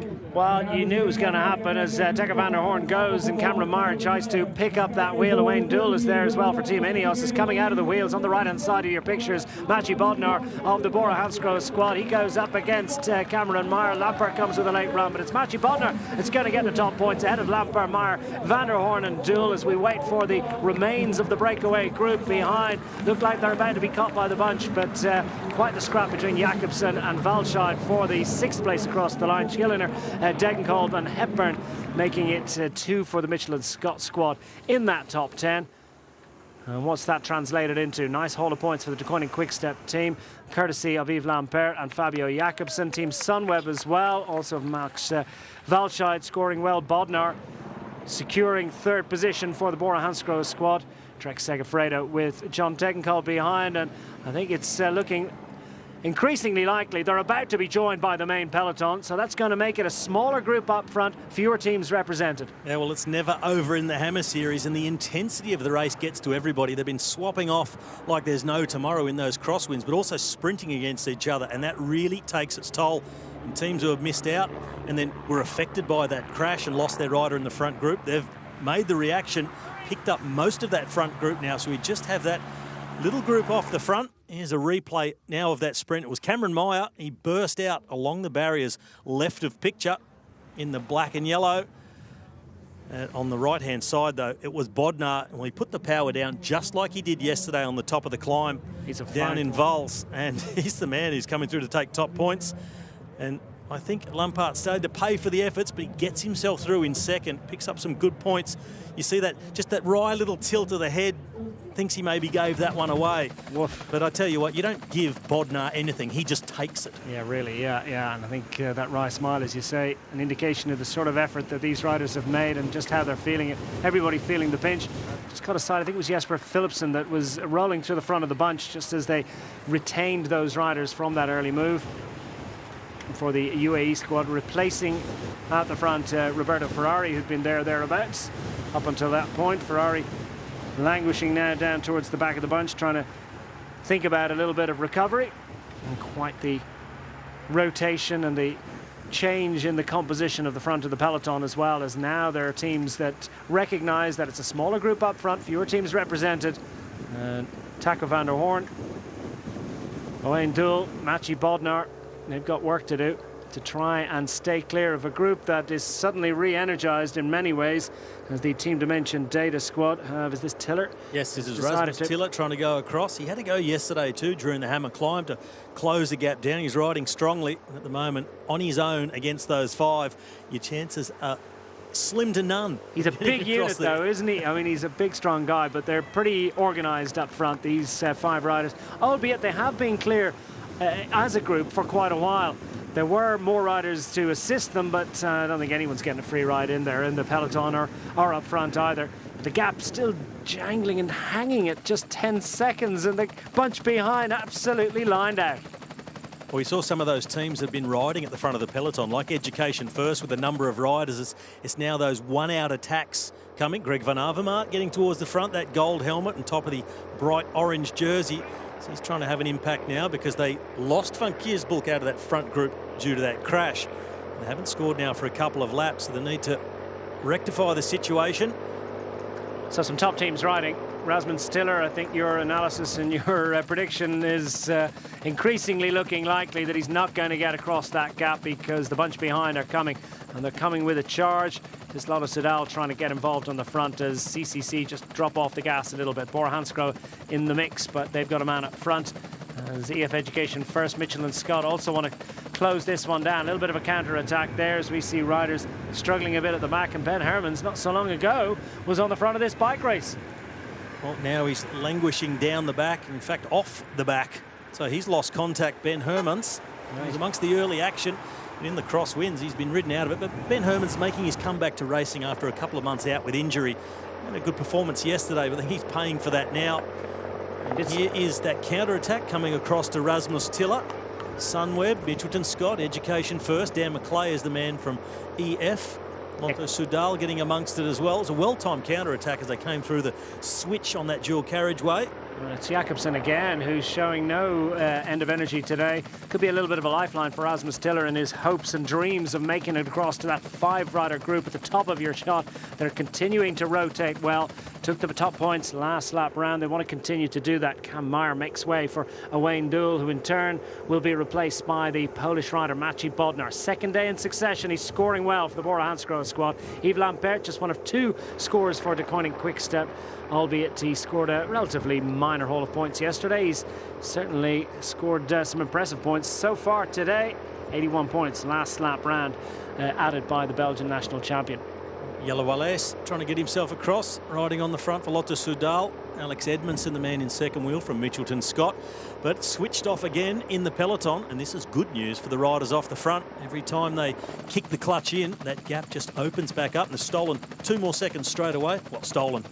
They earned it, yeah, they're riding for it. I tell you what, every second they're getting is bought and paid for with energy seeping out of those legs at this point. And how much longer can they do this? We're not even halfway into this bike race, and it just seems it's been going on forever. Still 56 kilometres, a little bit less than for these riders as they continuing to charge along. And the weather conditions just starting to change ever so slightly. Yeah, you could just see a few moments ago a dark cloud overhead, and it has completely opened up on them. So as if the wind wasn't enough, they've got the rain to contend with. The good news for them is that it's dry here at the finish. But for how much longer? This little cloud is just hanging over us. Here in our booth. There's a few drops on the window on the end of it, so it is starting to come down here as well. Well, the conditions a little bit choice in Limburg this weekend. Managed to hold off yesterday, but for Cam Meyer, it's not quite what he's used to, especially indoors. But yeah, he's a good roadman as well, as we're seeing today. It's Taco van der Hoorn rolls to the front. Owain Doull will be well used to this. Maciej Bodnar is doing some solid work indeed. Top points last lap round, and the Bora Hansgrohe squad sitting in 3rd position in the standings at the moment, behind Degenkolb Quickstep and Team Sunweb. What is the plan for them? So boys in the bunch, now fight for position, yeah? Fight for position. In this weather, come. So fight for position among the riders in the main bunch behind, but there's no question that they'll be trying to chase this one down, because Bodnar is doing a solid job. Not only has he got the strength to keep this group clear, but also he's got the strength to perform with great distinction when it comes to the sprints. Bodnar just rolling to the back here just to get a little bit of a rest. And is he trying to take Lampard out the back? Is there full cooperation? I wonder how much the weather is going to change things a little bit in there. Well, at the moment, hasn't changed a whole lot. It'll make him a little bit more ginger through the corners. That's one thing for certain. You see the speed go right down as they swing right into that tailwind section. But the teammates of Bodnar, they can't afford to get complacent and think, well, we've got a strong guy out the front. He's taking plenty of points. They've got to keep going with all those counter-attacks, got to stay around near the front of the bunch, because we see how quickly things change in the Hammer Series and groups are pulled back in. So you've got to be at the ready. Yeah, Van Kersbroek right at the back of the bunch for company. Remco Evenepoel, the star of yesterday. Van Kersbroek was up front not so long ago.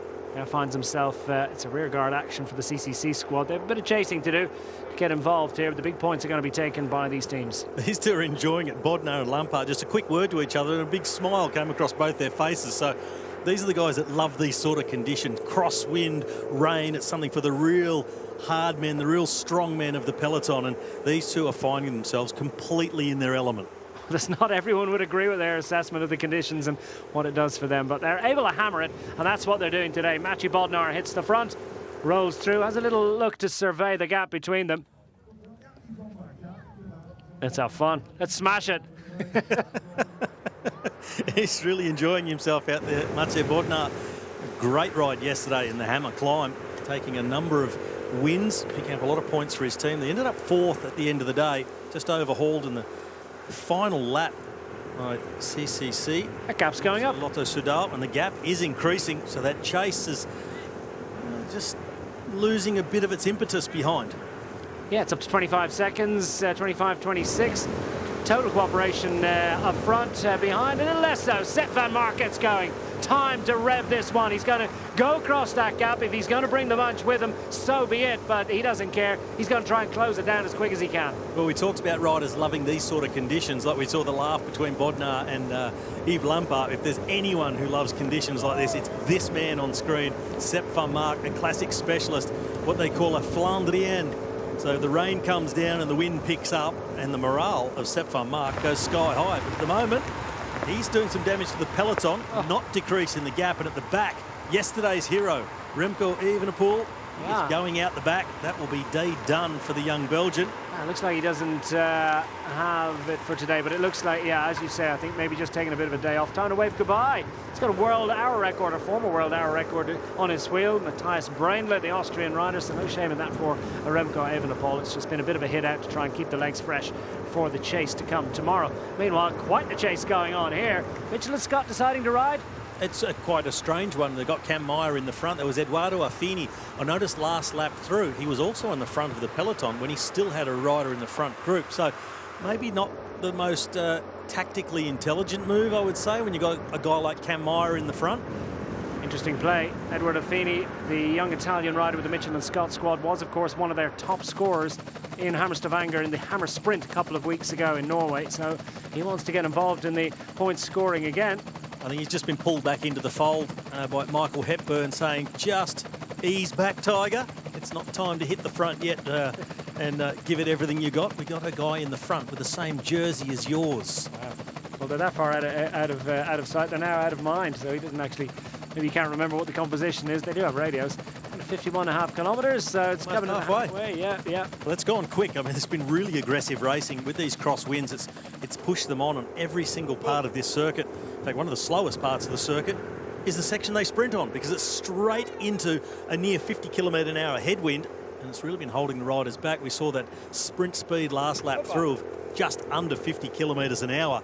It's slow for a sprint when you consider the conditions and look at the power outputs. It's going. I don't think we can really say enough just what an immense job these riders are doing. We're seeing some class bike riders going out the back of that peloton, and the peloton in turn is losing time to these five up front. They're perfectly matched. They're really getting out the watts, not least, of course, this man, Matthew Bodnar, who's a bit of a motorbike out there at the moment, isn't he? He's absolutely flying, the Polish rider. They're putting time into the peloton. Look, it's up almost 30 seconds, and there's still riders leaked out the back of the peloton.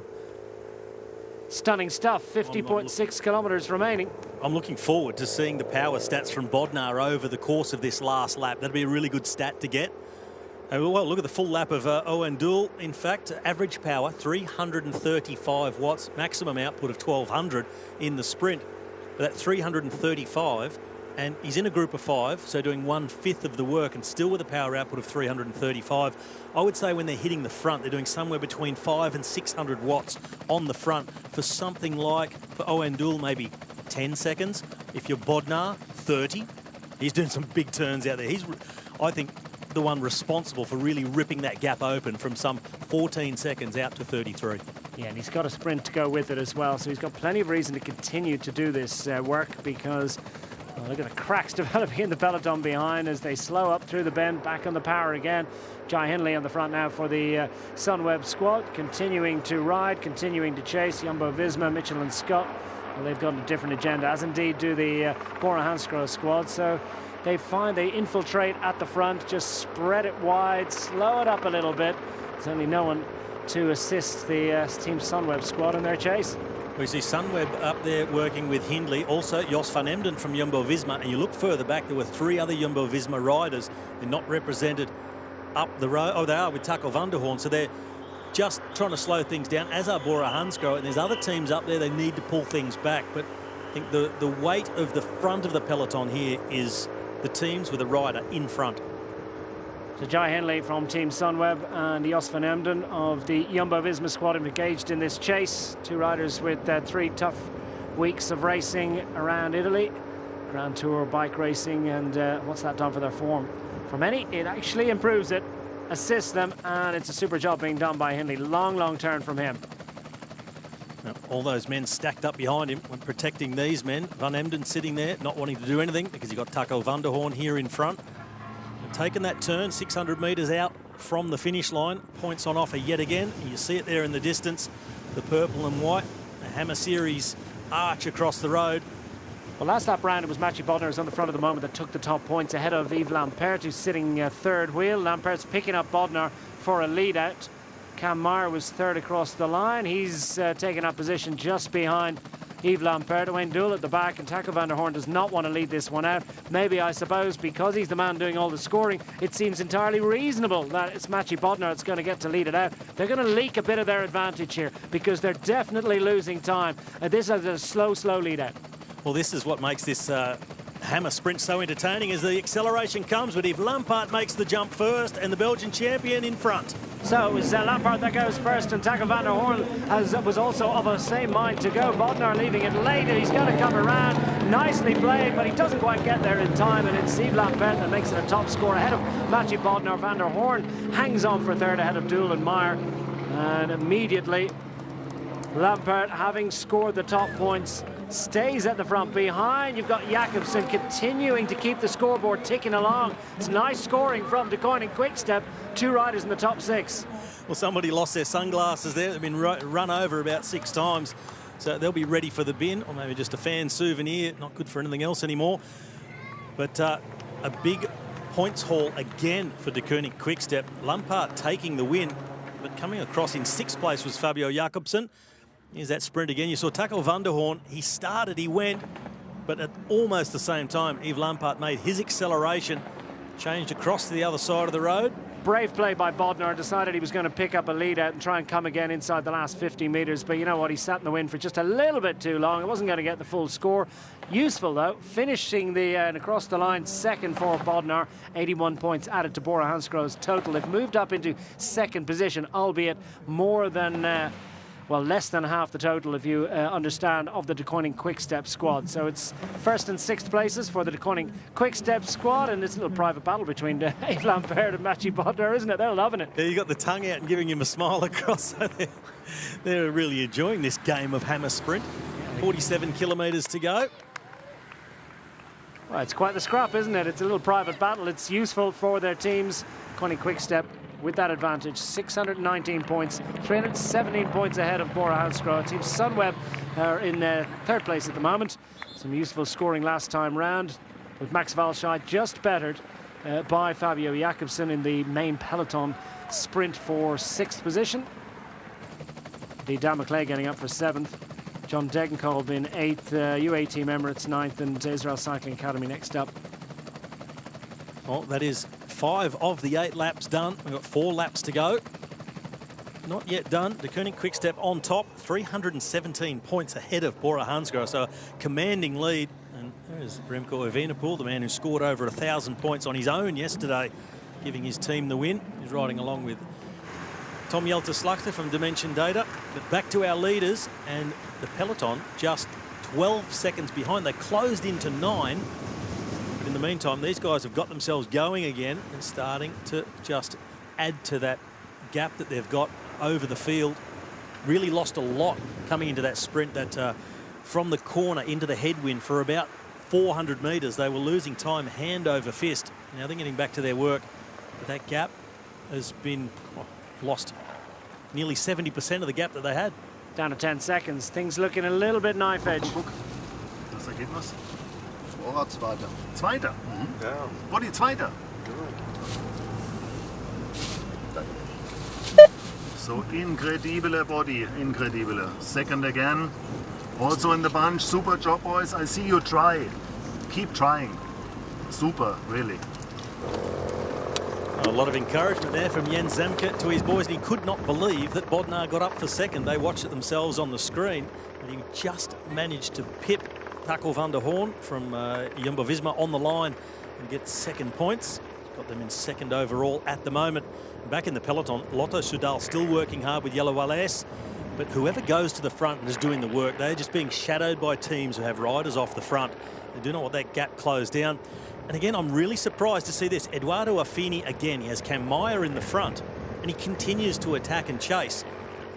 I'm not sure he knows what's going on. It's one thing if he gets a gap and get across a 10-second gap, but I mean, if he's going to tow half the bunch, or indeed the entire bunch with him, it's not exactly the usual play that you would expect from a World Tour squad. As Edouard Affini has a little look around, sees that he didn't get a gap, so just rolls off it. But it has meant that they've maintained that 10-second gap, or maybe even closed it down a little bit. So that hasn't been so useful for the Mitchell and Scott squad. I want to put more numbers up there. Maybe there's just a little sense that if they need to win this one, that Cam Meyer, 5th across the line at the last sprint, isn't really going to be able to outgun the likes of Mathieu Bodnar. They need other riders up there. They do need another rider up there to give themselves a chance of winning, but the way Affini was going about it was not the way to do it. Chasing from the front, just towing everybody along. You saw the much more experienced Mikael Murko from De Koning Quickstep just slowing things back down, riding into the wheel, because they've got a good lead and they've got Lampard up there, and they've still got Jakobsen taking big points coming across the line. 6th, 7th. So last time through he was 6th. He won the bunch sprint ahead of McClay, Degenkolb, Philipsen and Itamar Einhorn, a man from Israel Cycling Academy. So the Mitchell and Scott squad with Cam Meyer on the front, the multi-track world champion, in fine position. They're scoring well at the moment. They're sitting 7th on the standings, 167 points. But that's fully 452 points behind, and they need a really strong position to make it into that final screen. No, we need to double points. Guys, it's double points this next lap. It's good that Cam's out there and we get those double points. So no attacking, guys. We don't need to be the ones that are being aggressive. Just following. I think the word has gone through from Matthew Wilson in the team car of Mitchelton Scott, sitting alongside Matt Heyman, who's on driving duty today. And just reminding the riders, particularly Edoardo Affini, the more inexperienced rider on the team. He's a neo-pro, so they don't need to attack. They've got Cam Meyer up there. He's very capable, and it's double points. And this time through, Mitchelton Scott stand a very good chance of overhauling Trek Segafredo and Team Sunweb, both without riders in the front. And speaking of Sunweb, they've gone to the front because they don't have anybody up there, and they are currently 3rd on the standings, but they are losing ground by not having anybody up there. So they need to get things moving again. That's exactly what they're doing. Yeah, double points this lap round, so it's super significant. And Max Falshad not scoring last lap round, so they didn't actually score for Team Sunweb, as you say. They're slipping out of contention a little bit, sitting 3rd, handily placed. It's nice job being done by the Team Sunweb squad, but they need to try and finish this off. And if anything, the gap is going back out again as Bodnar and Yves Lampert, Cam Meyer continuing to do this great work in the company of Eindul and Taco van der Hoorn.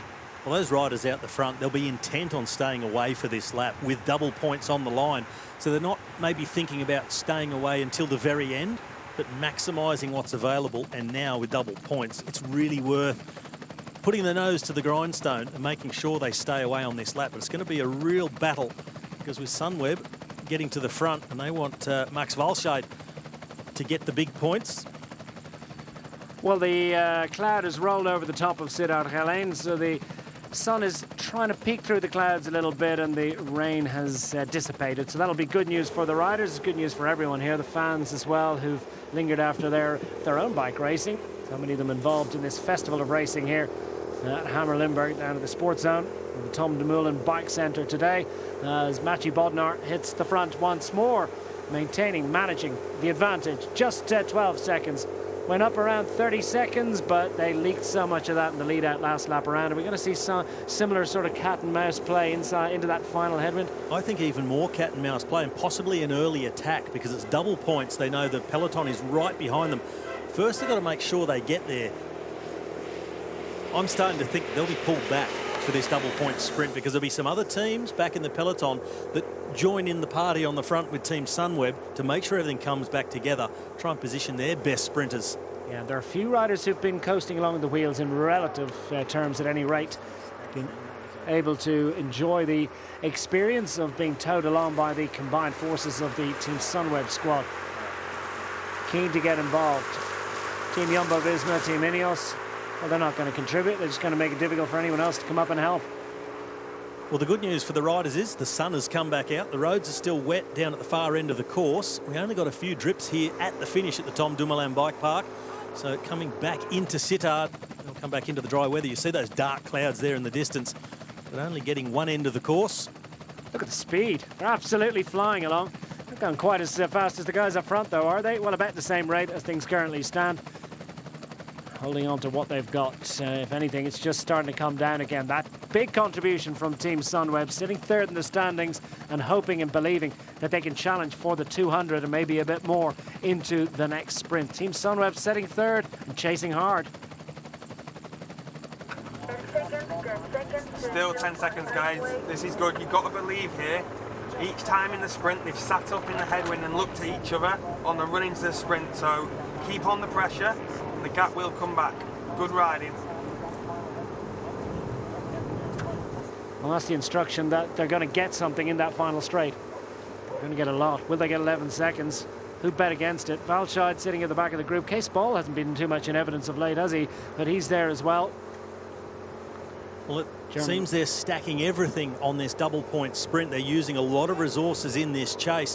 What will be important also, whatever they score in this next sprint on the double points, there's still another 3 laps to go after that. They'll have less riders to react to attacks, so they could miss out yet again after this. So we've really got to be a bit wary and maybe even Walscheid try and slide with whatever attack goes after the sprint. Well, they are starting to close in, just 11 seconds the gap. You see the faces here at the front. Look at Cam Meyer. His jaw set. It's not a smile.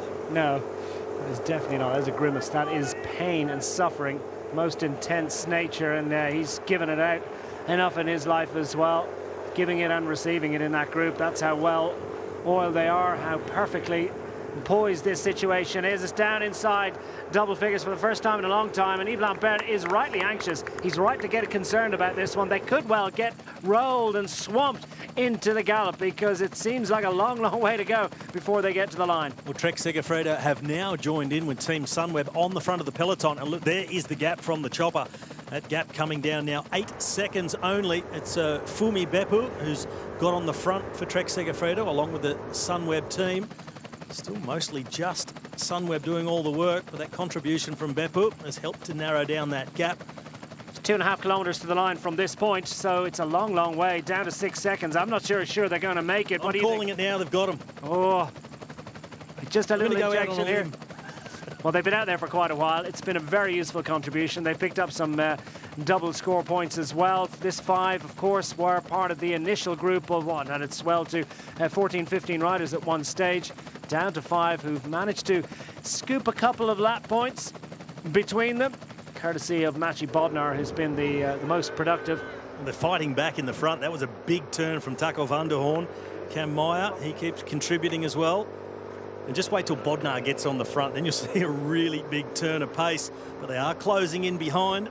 Just a couple of kilometres to go until the next sprint. But that's always the decision, isn't it? If you have it, do you use it before you get to the sprint just to ensure you can sprint? It's a finely balanced thing. For Owen Doull, there's no question. He's going to ride on the front. He's going to try and stay clear for as long as he possibly can for Team Ineos. Meanwhile, he and his teammates behind will try and put themselves into prime position to sprint for the minor points positions behind.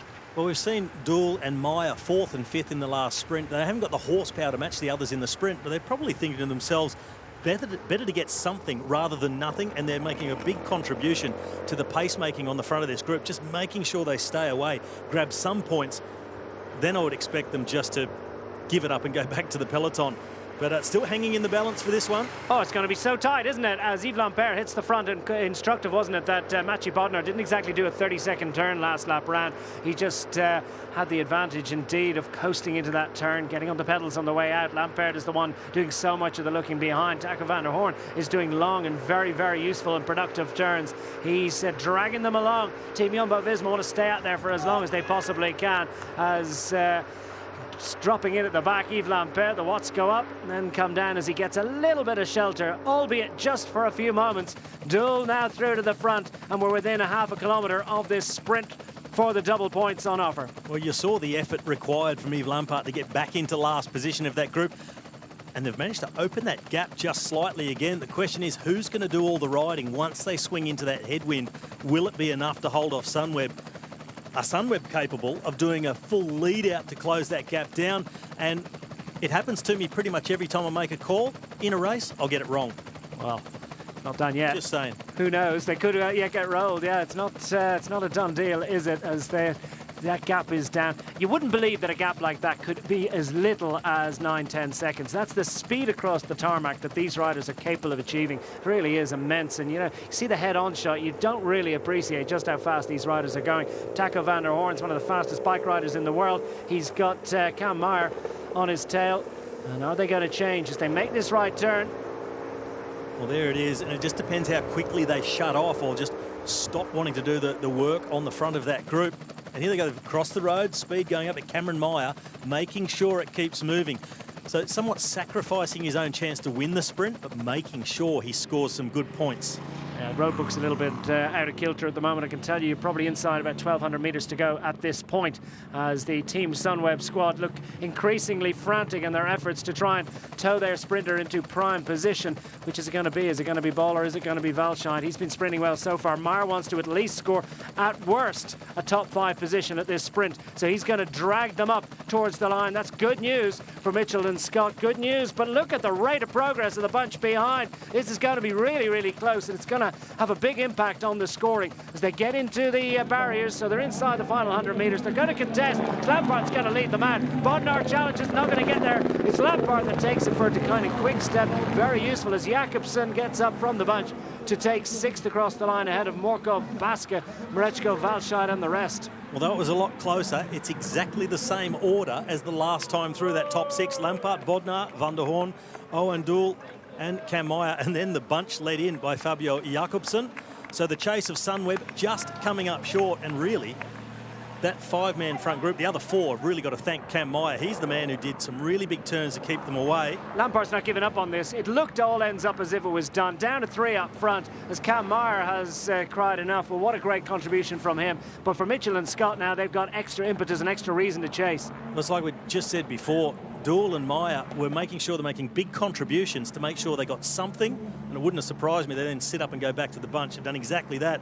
But Yves Lampaert, he is continuing that dominance of De Koning Quickstep, holding Bodnar behind him, and they are the top 2 on the standings. Let's gather our thoughts. Double points completed as the overall standings scroll below you on that ticker. It's De Koning Quickstep with the advantage, approaching 1,000 points, not quite up into 4 figures. It's coming pretty soon though. Bora Hansgrohe sitting in 2nd position, fully 435 points behind. It's not all done, but it's looking likely, isn't it, for the De Koning Quickstep squad. Team Jumbo-Visma still sit in 3rd. Team Ineos, Team Sunweb, Mitchell and Scott, Trek Segafredo and UAE Team Emirates top 8. Well, the big losers on that lap through were Team Sunweb that committed all their resources to shutting it down for Valscheid to sprint. They didn't make it. He didn't take big points. Now they've got no riders to go with these counter-attacks, and they've seen themselves drop from 3rd overall back to 6th. So there's a lot of grateful riders in the bunch that... 5th, in fact. Yeah, grateful for the effort that Team Sunweb have made, but not really working out for the German-registered squad with big connections in the Netherlands. The squad with big connections in the Netherlands is the Jumbo-Visma team on the front, represented by Taco van der Hoorn, Yves Lampaert, Mathieu Bodnar. It's all up for them. What a great effort. But still the attacks from behind, and plenty of cracks developing in that main peloton, as we see out of the saddle among those riders as they go through the trees, and this connecting road takes them back down onto the main road and out into the countryside. Lampert's just going to ride in the front all day the way things are going. Well, he's just making the peloton pull back every single centimetre of that gap. If he takes a little look behind, he'll realise that there are new riders in the wheel, and the rest of the peloton, they are also present. Just that one De Koning quick-step rider just sitting up through that corner, letting the gap open up. So it's the smallest always things, tactical. The smallest things could actually allow them to stay out front for a little while longer, but I think it's pretty much done. Well, Lampaert will now take a look over the shoulder and see that they are all there, and well, his job, you would have to give it to him. Job done this afternoon. Fantastic work by Lampaert. The two big drivers of that front group, Lampaert and Mathieu Bodnar, taking the bulk of the points, put their teams in commanding position. It does seem to look like De Koning Quickstep are on their way to doubling up here in Hammer Limburg. They won the Hammer Climb yesterday, and they are well in front, some 436-point lead in the Hammer Sprint. Just job done, well done. Congratulations and thank you indeed, Mathieu Bodnar and Yves Lampaert, for your efforts. The De Koning Quickstep squad and Bora Hansgrohe teams respectively. Now Eduardo Affini may go on the attack. Well, yeah, that's fully endorsed by the team management and absolutely everyone in bike racing. Is Eduardo Affini, big point scorer for the Michelin Scott squad in the sprint in Stavanger a couple of weeks ago, and he is just he's finally been let off the leash. He's pretty excited about it. He's gone clear. No one want to go with him. Well, which teams need to do a little bit of scoring? The Michelin Scott squad sitting 6th, and 6th is not really going to do it for them. I think they're going to need higher than that. Don't have the Abacus speeds flying at the moment, but it's having finished 14th in yesterday's Hammer Climb. I think they need something a lot more than this. I think they needed to finish at least 2nd in the Hammer Sprint to have a chance of making that top 8. So that looks like it's a bit beyond them. Slipping away from it at the moment. They're 692 or 93 points behind the Koenig Quickstep. But to get 2nd, they've got another couple of 100 points to make up for Bora Hansgrohe. Not impossible. Yeah. But they'd need to put 2 guys in a front group now and have Bora score very lowly, if at all. They'd hope to get up there. So they're up against it to make the final group. But Eduardo Affini, don't tell him that. No, he's going to ride it all the way to the line. Remember, 200 on the line at the final sprint, 100 before they get to that. Eduardo Affini's been given enough rope for him to at least see what he's capable of, see whether he can hang out front. There's a few people hanging out the back. Rudy Barbier, of course, starting this race as the designated sprinter, if that's the right term for Hammer Series. Not quite the right term. He's still in there, though. Not everyone in Israel Cycling Academy is still in that bunch. Of course, their squad may well have left. So Matthias Brandle also go out the back in that crosswind section. However, that could be 2 of the riders who are not starting today in the Hammer Sprint and are just out for a roll. Depends how many they came here with. If they're only here with 5, there was definitely 2 riders already out of the race, put on the long sleeve jersey and ride back to the hotel, which is at the end of this road they're on at the moment. Barbier just getting some instructions from the team car and a fresh drink bottle. So the Michelin Scott squad with the 23-year-old Italian Eduardo Affini, neo-pro, with a really great prospect, isn't he, for the Michelin Scott team, and they've got some work to do to move up from 6th. Cameron Meyer having scored so well and helping to ensure that quintet of riders stayed clear to contest the last double-point sprint across the line a few moments ago. So a lot of the work being done by the Michelin Scott team. That's good, Eddie. That's good. Don't blow up though, mate. Just take it nice and steady, Wait for a group to come across. Currently in 6th place, guys. 6th place. We're 50 points off 4th place, and it's off the podium. It's still pretty close, guys. Well, good advice there from Matthew Wilson. Just telling the guys where they stand. It's almost impossible to know when you're out there. You just can't keep an eye on all those points and know where you are. So getting the update and knowing they're within reach of the couple of teams just in front of them keeps the motivation up there, but also good advice to Affini to just wait for a group to come across. Don't empty the tank and blow yourself up. You need to get a group, and what they really do need is another rider to come across in any counter-attack and start scoring some big points. And it's not out of the question for them to claw back to second overall. However, it is a big ask. There's the gap. Eduardo Affini, he is the man solo. Another counter-attack coming from behind. Right-hand side of the road, taking advantage of that crosswind, trying to pull a little group clear. Eduardo Affini is clear of the field. Is he very shortly to be joined by a couple of others? The 22-year-old Italian, a stage winner and 4th overall in the recent Tour of Norway in between Hammer Stavanger and Hammer Limburg. So clearly on absolutely flying form. Wants to demonstrate some of that form. He's doing that at the moment. The question is that group going to come across, and will it be a little bit smaller? Valace again is deciding to. So sure as the weather continues to play a role here. Certainly it is the familiar figure of Rasmus Tiller in this wheel. Yep. Yellow Wallace, the man from Lotto Soudal. With that gap being closed down again, Filippo Ganna, he's not giving up on it, the man from Ineos. This is our solo leader, Eduardo Affini from Mitchelton Scott. 2.5 laps to go for these riders. 12.5 kilometre lap. It's been a bruising encounter. The legs will be starting to feel a little bit sore at this point. For all that it's just a smidgen under 100 kilometres, seemed like not much of a hit out for road racers used to racing up to 250, 260 kilometre road races. But this is so intense, so fast. A lot of riders will be really feeling the pinch at this point. And the other sprinter from Team Sunweb, Kees Bol, he's the man putting the pressure on at the front, and he opens up the gap to Filippo Ganna, and he needs replacing on the front of that chase group. Because Bol, he's put the power down and making his way across to Eduardo Affini. Further little splits in that peloton as they come onto the back straight, and this is where the wind will come in from the right, pushing them into the gutter. And that will have a lot of pressure on these riders at the back. Alan Banaszek would be one of the better sprinters with the Caja Rural squad, but typically, and there he's hit some sort of a mechanical issue. Looks like a rear wheel puncture for the Polish rider with the Spanish team, Alan Banaszek. He'll do well to get back in here with inside 30 kilometres to go. The cavalcade, just one team car, of course. Not the quickest one out there, is it? That's, of course, rim brakes. Oh, and the chains. Oh, dear. Oh, well. So Poland's Alan Banaszek will hope for better changes than that. Doesn't always work out perfectly, does it? Well, hopefully he gets a bit of a good ride back across with one of the team cars. Often it is the way you'll see riders have been involved in a crash or have a puncture mechanical. They will get a little bit of respite behind a team car. That's the done thing. It's not well, look at this. playing false. Quite the split, and Eduardo Affini's going to get his desire finally. This ball is just about to finish this one off.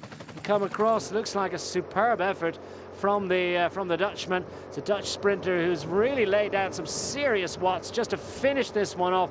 52 odd kilometers per hour. Eduardo Affini's doing a pretty solid job, but he is going to, well, he'll look for a rest, he'll look for a turn, but Bol wants to just take a rest too. Is there anyone coming behind, because the bunch had split as well? Flick of the elbow, shake of the head. It's exactly what I expected to see. Affini's been out there for quite a while on his own. But Kees Bol says, hey, I've just made a 2-minute effort at over 500 watts to close the gap. Just give me a second to catch my breath and I'll give you a turn. But it's continue exactly to do what I what was you're expecting doing. to see. Elbow flick, head shake. Continue to do what you're doing, because I'm just going to try and get something into those lungs. That is the main bunch behind, and that's all of it. There's virtually no one left in this bike race. It really has had quite a thinning out process down to the last 2.5 laps. Two more riders just getting themselves off the front of the peloton in the background, Jumbo-Visma and Degenkolb.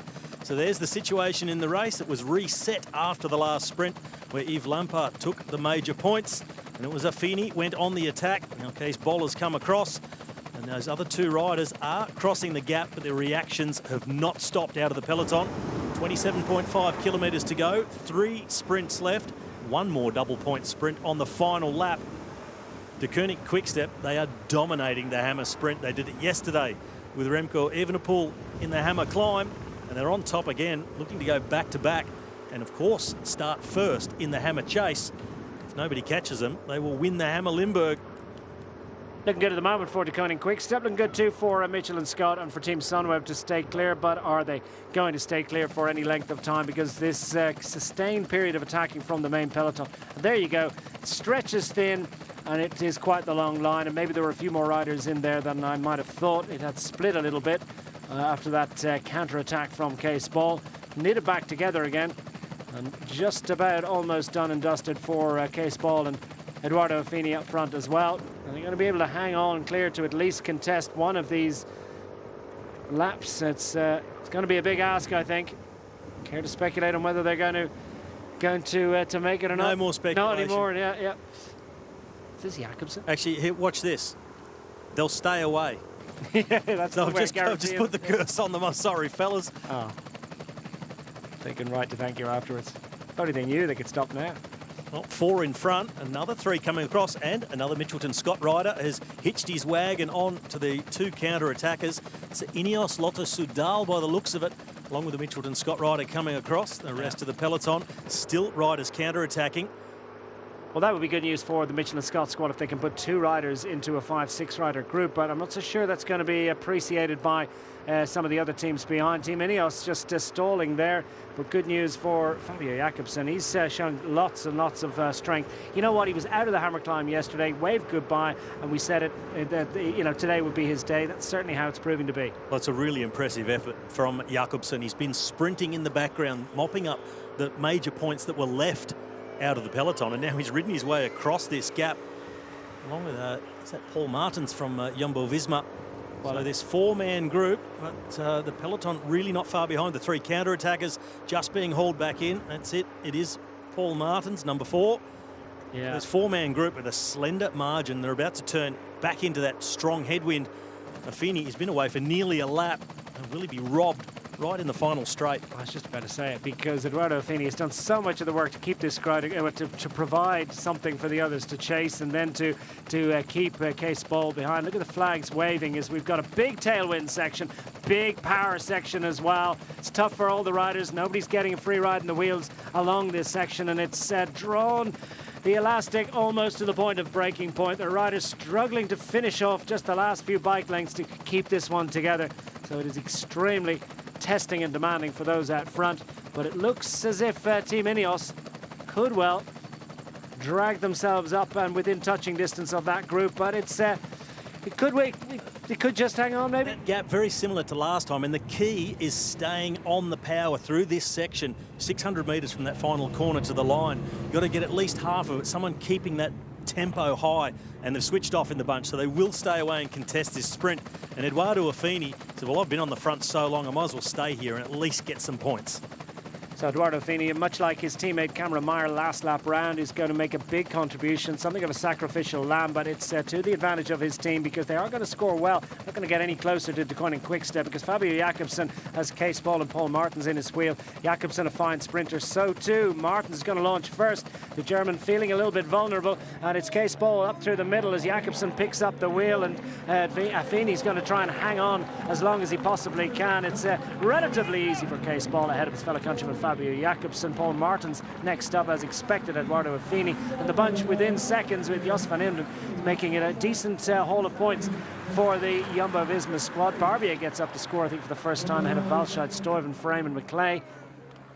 Well, we see the time trialist Jos van Emden infiltrating, so we get those strong riders who can ride at that high tempo, stay in the red zone for a long time. He's not a sprinter, but he's taking points. And we go back to that sprint. It was Case Ball making sure he got the maximum.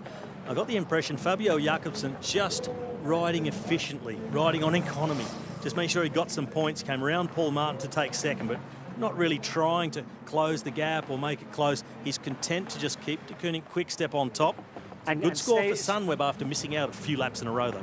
Maybe save something for the next sprint, or maybe even the one after that, which is the final sprint of the day and is the final double point score. Riders feeling the pinch a little in there? Oh, they are. I mean, look at them, the 6s and 7s at the back. There's riders dropped in between the convoy, riders getting tailed off at the back of the group. And I was getting the impression there were quite a few riders in that peloton that just want this to be over. That's how hard it is. And we see the comments from the riders post-race quite often in the Hammer Series, as I think it was Alex Frame put it a couple of weeks ago, hardest race ever. What's he going to think after today as well? He's been in the deck, managed to fight his way back into the peloton. He's in there somewhere thinking this is actually the hardest race ever. Every time he does one, This was definitely a tough one, and there'll be a few riders going for beat-ons if they can possibly get the time, because inevitably and understandably there's plenty of attacks through the feed station. Up over 1,000 points 2 days in a row. Well, that is really impressive. If you get a team that gets over 1,000 points, they don't get beaten. We've seen that in the past in the Hammer Series. If you can top 1,000 points, it's almost mathematically impossible for somebody else to beat you when you get that much. And they are just over double the points of Bora Hansgrohe. Yeah, looks done and dusted. Not quite mathematical, but it must be close to it for the Degenkolb Quick-Step squad. They just got to keep the scoreboard ticking over, monitor everything, and they haven't missed much, and Jakobsen is involved in this one as Jasper Stuyven has rolled to the front for the Trek Segafredo squad, the classic star from Belgium. Well, Stuyven did a good ride yesterday in the Hammer Climb, and he's now having a peak here in the Hammer Sprint. They've done well today with Degenkolb frame early on before he had that fall. Stuyven now pulling a group away. Fabio Jakobsen still there also, as is Edoardo Affini. He's managed to keep going after that sprint, keep himself up there. This group pulling clear. One more rider, Lotto Sudal, trying to come across the gap. Peloton been thinned out somewhat over the last couple of laps. Trek Segafredo sitting in 6th position at the moment. Well, 6th from the Hammer Climb yesterday, and 7th as things currently stand on the point scoring chart. Just ahead of them is Team Ineos in 6th, Michelin Scott 5th with work to do if they're going to move up on that one. To Sunweb in 4th, Jumbo-Visma 3rd, Bora Hansgrohe 2nd, and it is of course Degenkolb Quick-Step, as they have been pretty much since the start of this event, leading once more and heading towards the top spot and the lead off in the finalist group in the Hammer Chase tomorrow afternoon. Decent power being put out by Jasper Stuyven. They got full cooperation in this group. Van Mark has made it in here as well for the EF Education first team. He's got some big watts, which has helped to keep these riders clear. Is there enough cooperation behind? Well, Mark Renshaw has also made it into the group, the Australian in second wheel for Dimension Data. And that lone rider, I think again, Yellow Wallace, he's tried so hard today. He's done a lot of chasing, trying to get himself across. He's not far off. There he is. It's actually Frederick Frison this time, trying to come across. I would have been surprised if it was Yellow Wallace, because he's been on the front a lot already. But Frederick Frison, he is going to get across. Well, Lotto Sudal are 13th in the standings. It's a pretty miserable hit out for them in the Hammer Sprint so far, so they need to do something radical to try and improve their position, especially given their decent score yesterday. Lotto Sudal in the top, finishing 3rd in the Hammer Climb. And Mitchell and Scott, they got to say. And guys there with Eddie, but Eddie is absolutely on the limits, guys. He's done a really big effort that last lap, and he's on the limit, so be ready for counter-attacks behind, as always. I think it would be a good idea for them to talk to Edoardo Affini and say, mate, just sit on. Let the rest of the fresh guys up here do the work. Sit on, recover as much as possible, and maximise the points haul. There's no point swapping off just to keep everybody happy if you're not going to score any points. He's up against some big gallopers here. He is too. There's Jakobsen is there, Kees Bol is there. So I think also the rest of the group, they know what's been going on in the race. They saw him go off on his own. They'd probably tolerate that he missed a few turns, and I think it'd be a smart move to say, take a back seat, shake your head, tell them you're dead. Believable at this point because he's got the body language to prove it. Yeah, I'm not so sure they won't shout at him, but yeah, they might actually believe him, that's for sure. Jakobsen, you would believe it if he wasn't feeling too good, but he just seems so full of fight today, doesn't he? The Degenkolb Quick-Step rider, just cool, calm and collected. His facial features betraying none of the pain he must be feeling. Certainly the riders behind him are feeling the pain, as the rider from Degenkolb Quick-Step gives a little flick of the elbow and says, you know what, maybe you guys would contribute. Well, they're all absolutely flat chatting, contributing well, and that's quite the gap. It's a very, very useful advantage for these riders. Is it going to be enough to keep them cleared through to contest the next sprint of the afternoon? Wouldn't be at all surprised. The next one is the penultimate sprint in a Hammer Sprint here in Limburg. Well, it's one of the biggest gaps we've seen this afternoon. I think the biggest was 33 seconds, the group with Bodnar. And then that shut down very quickly when they started to jockey for position and play a bit of cat and mouse before the sprint as they came into that headwind. Now there won't be as much impetus in the group behind. Caja Rural doing a bit of the chasing, but stacked up behind him. Sunweb, De Koning. They've all got riders up front. Lotto Sudal as well, with Frederick Frison up in the front group. So there'll be no help coming to the man in green and black on the front from the Spanish wildcard team, a Pro Conti level team. Caja Rural, flick of the elbow. I'm sorry, you get nothing. Yeah, you're on your own. String of teams behind, all represented up front. No sign of any of the squads that have missed out on this one, of which there are many. CCC, are they up front? Not so sure they are, and it's surprising somewhat how they struggled today. They're sitting 11th in the standings, CCC squad, following yesterday's second-place finish in the Hammer Climb. Their position in the Hammer Chase, and it's a little bit vulnerable, and a decent position in the Hammer Chase is certainly looking a little bit threatened for the CCC squad. We should see them still scrape through into that top 8, and let's remind you of how it works. The results of the Hammer Climb and the Hammer Sprint are put together, so a first place is 1 point. So, for instance, it looks very much like De Koning Quickstep will win the Hammer Sprint. They won the Hammer Climb. They will have an aggregate of 2.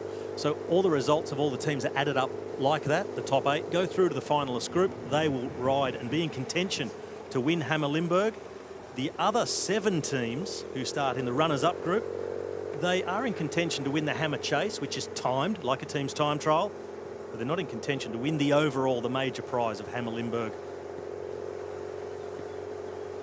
So the man who made it his way across for Lotus Soudal. Superb work from Frederick Frisson from the Belgian squad. His fellow countryman Sepp van Mark riding through. And behind Caja, it's a lone chase really, and surely not going to be effective. The gap is up to 31 seconds now, so it seems guaranteed that they're going to contest the next one. Looks pretty strong indeed for this group to stay clear as well, to contest the final points of the afternoon. So certainly a useful effort. Useful effort too from Eduardo Affini, who kicked it all off, didn't he, a couple of laps ago. Israel Cycling Academy starting to get a little bit anxious at their 10th position, and indeed their potential to improve upon the 10th position that they currently sit in. Rudy Barbier managing to score last lap round for the Israel Cycling Academy squad.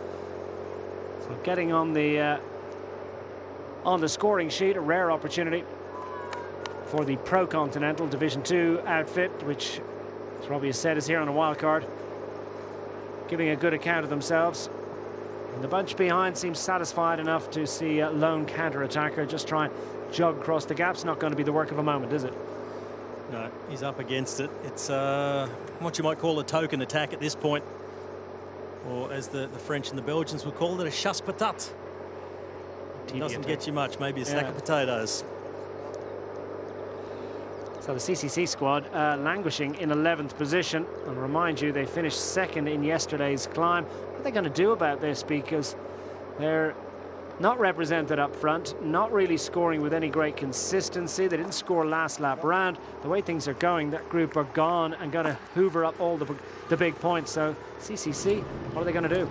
We have one possibility if we close this gap for the final sprint with Jakob. So Gaze and Greg try to help and organize the chase. Che cazzo vuoi che ti dica? È giusto. È chiaro questo, ma non ce lo facciamo in due.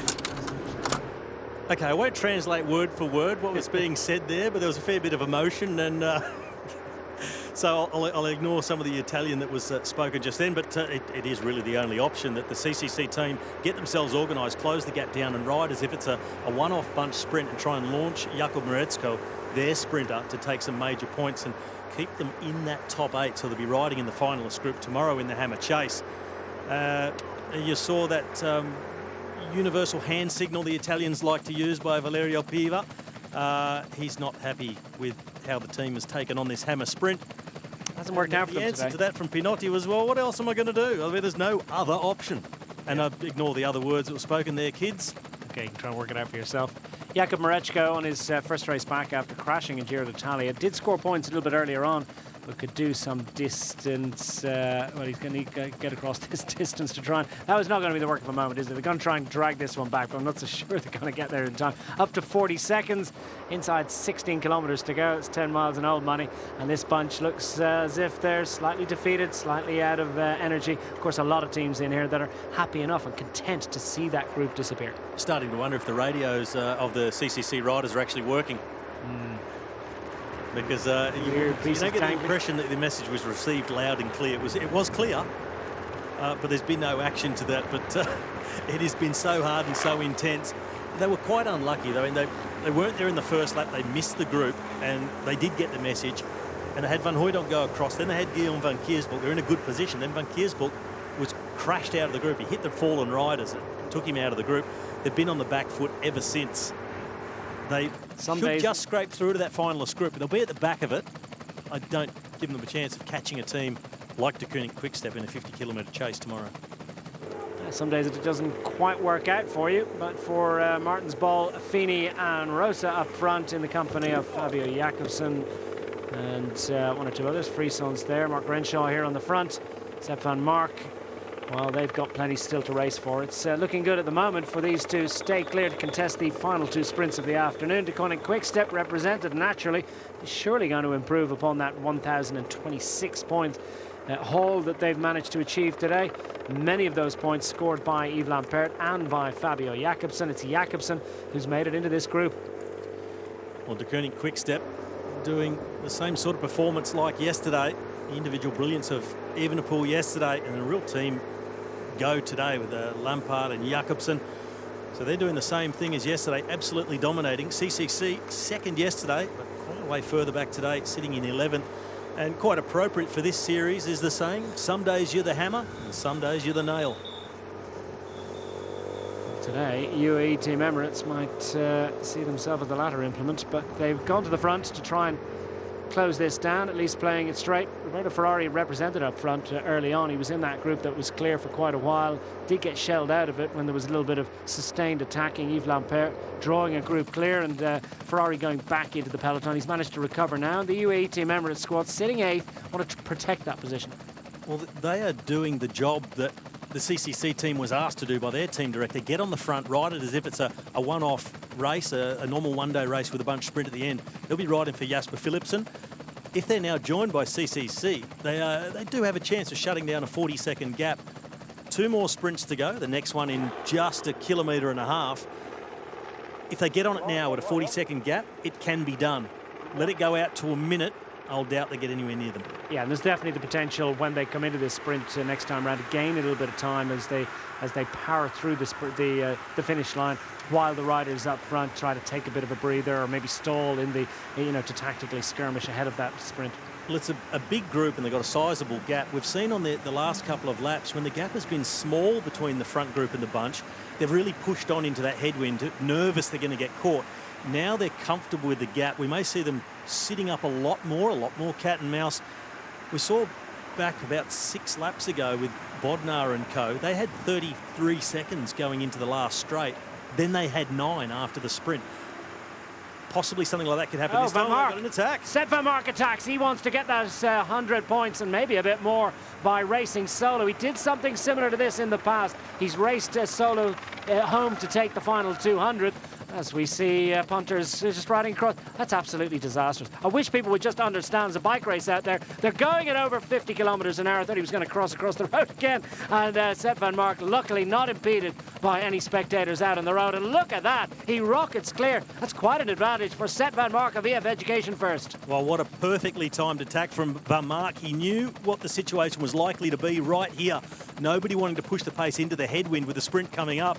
And he has just hit them like a ton of bricks. And he will take maximum points. This could actually be good news for CCC and Marechko and co, because there doesn't seem to be any interest behind us. Diego Rosa shapes to launch for Team Ineos. Rosa has spotted that. The train's gone up the road and doesn't seem to be anyone interested in chasing as Fabio Jakobsen and Paul Martins finally latch on, but 100 points on offer for the Belgian Sepp van Mark as he's going to ride this one up to the line and straight through. He gets the bell and 100 points to go with it for the EF Education First team, trying to move up the order a little bit from their current 9th position.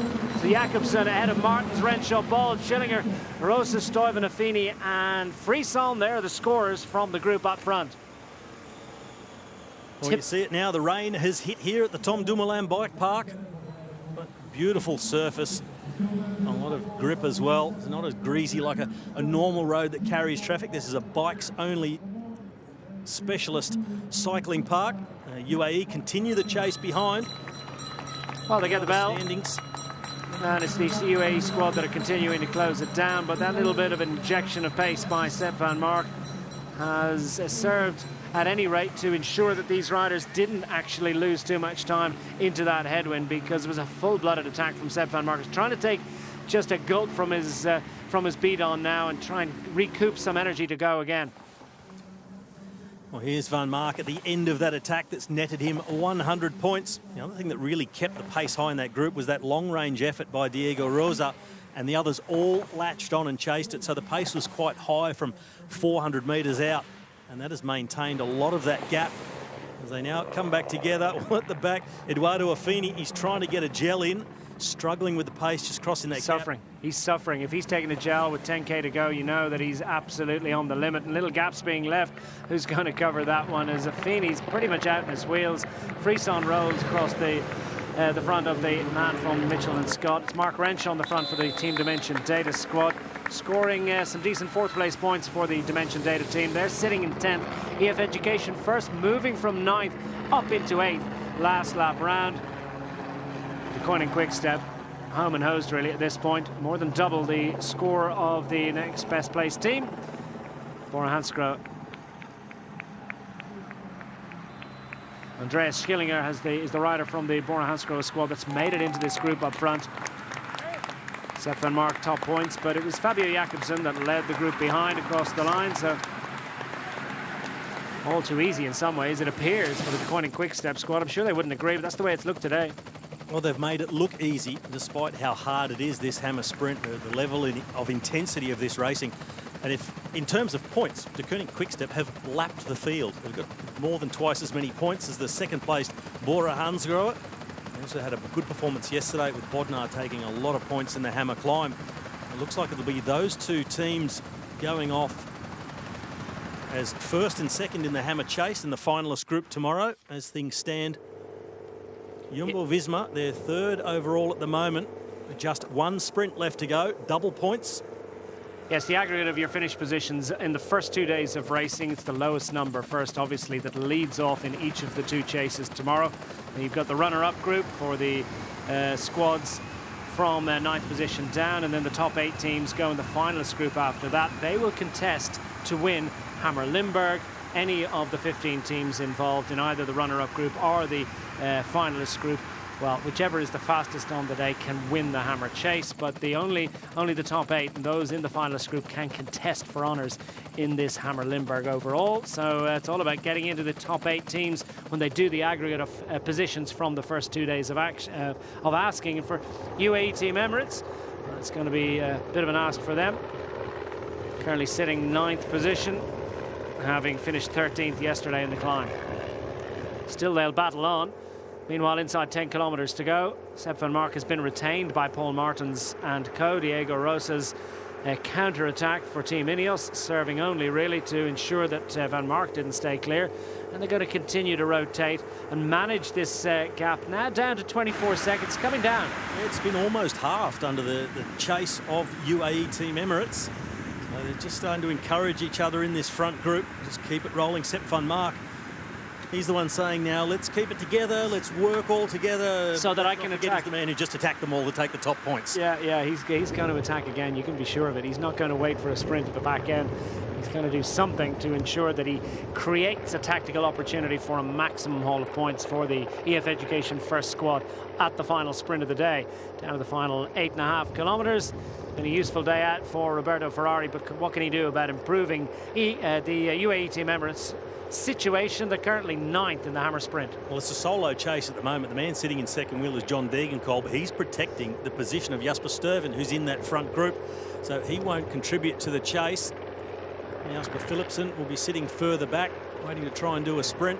And now CCC coming up to get involved. Greg van Avermaet with Jakob Moretsko in his wheel. Too little, too late, or not with 8 kilometres to go. This is what they were asked to do exactly 12.4 kilometres ago, 1 lap ago by the team director. Oh, maybe the time gets on the front. Maybe they're timing it beautifully, because Greg van Avermaet, the Olympic champion, puts that golden helmet on the front of the peloton behind. Is it going to have any effect on the time gap? Still holding steady at 24 seconds. And what do they need to get it down to inside that final 1,500 metres? Has to be into single figures, really, the way we've been seeing so far. The collective strength of the group out front and the group behind. Plenty of riders looking out anxiously, including Philipsen from the Team UAE Emirates squad, the young Belgian rider who we talk about, Remco. Even a ball, but Philipson too has had a sensational season to this point with World Tour success down under and elsewhere. And he is a rider of whom much is expected, much already has been delivered. The UAE Team Emirates have a pretty strong one. He's a useful finisher as well. Still holding steady at 24 seconds. Or do they need to just tap the clock a little bit and see if there's any sort of a change in there? We're on the final lap. It's been all action so far. Koenig Quick-Step have been in pretty much every move you could possibly imagine, with Fabio Jakobsen up front at the moment. Yves Lampert has done wonderful work for them. They've been the key scorers. EF Education first have managed to tick along the scoreboard with a little bit of a contribution from Dan McClay, some useful contributions too from Moreno Hofland, and of course Sepp van Mark in here now. Well, this breakaway really found their rhythm again. CCC have joined the chase behind as they were asked to do a lap ago. And their team director, well, I wonder if he's satisfied with the way they've gone about it or thinks they've waited too long. In any case, it's the Olympic champion on the front at the moment. Well, CCC have hit the front. Come here, Alex, try to go there and try to close the gap. Yes, we need you now.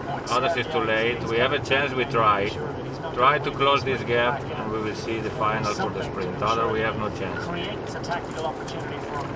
So this is communication from a few moments ago, right before Van Avermaet started to ride on the front. He was saying, yes, go there, go to the front. That was the shot we saw of him bringing Moretsko towards the front.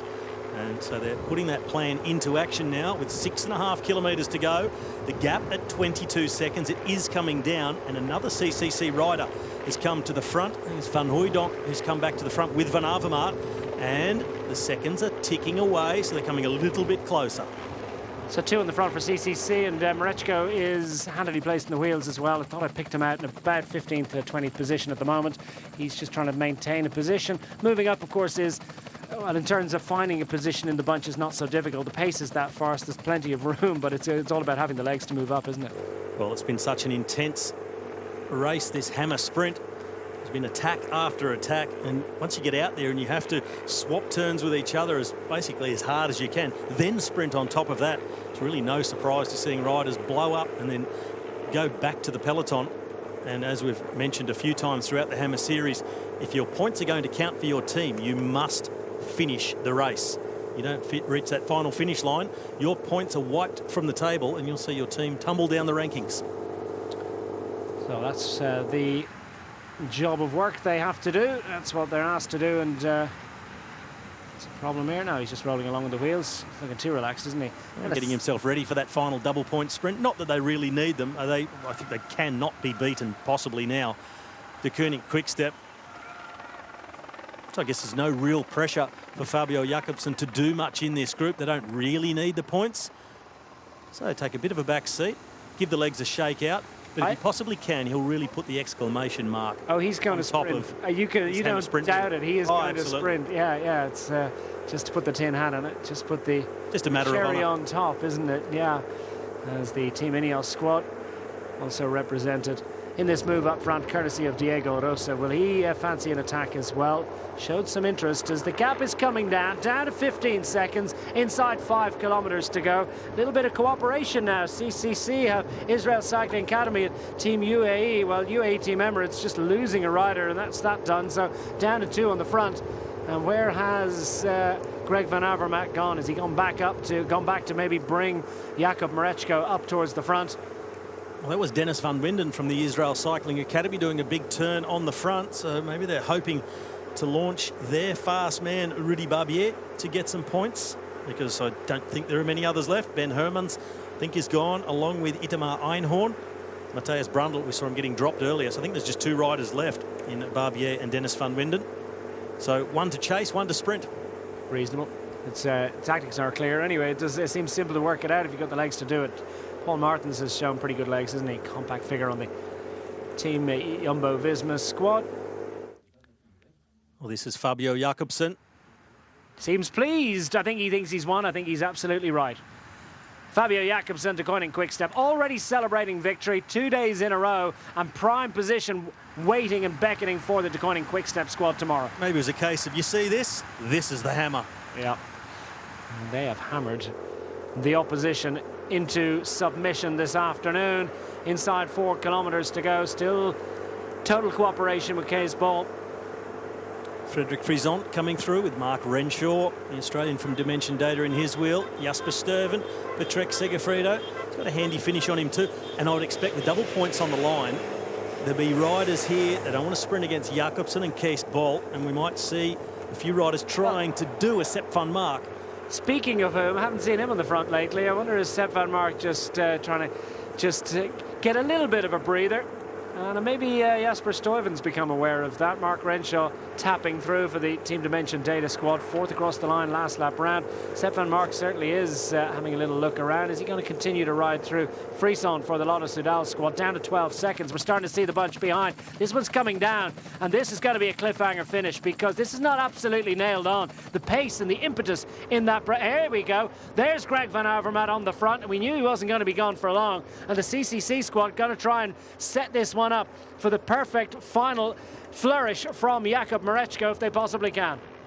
Well, the dark clouds looming in the background, and so is the peloton now. So what that front group has to be aware of is they are closing down on them. Just 10 seconds the gap with just under 3 kilometres to go. We've seen a gap like this in that front group survive, but with so many riders there not backing their sprint, I think we'll see some attacks. Not be too keen on just driving the pace. Last lap, risk everything. Wow. Maybe just get caught.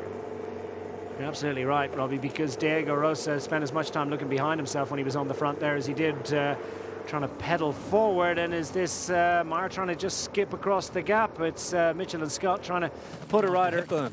Yeah, well, fair play as the Mitchell and Scott squad trying to do something about their 6th place.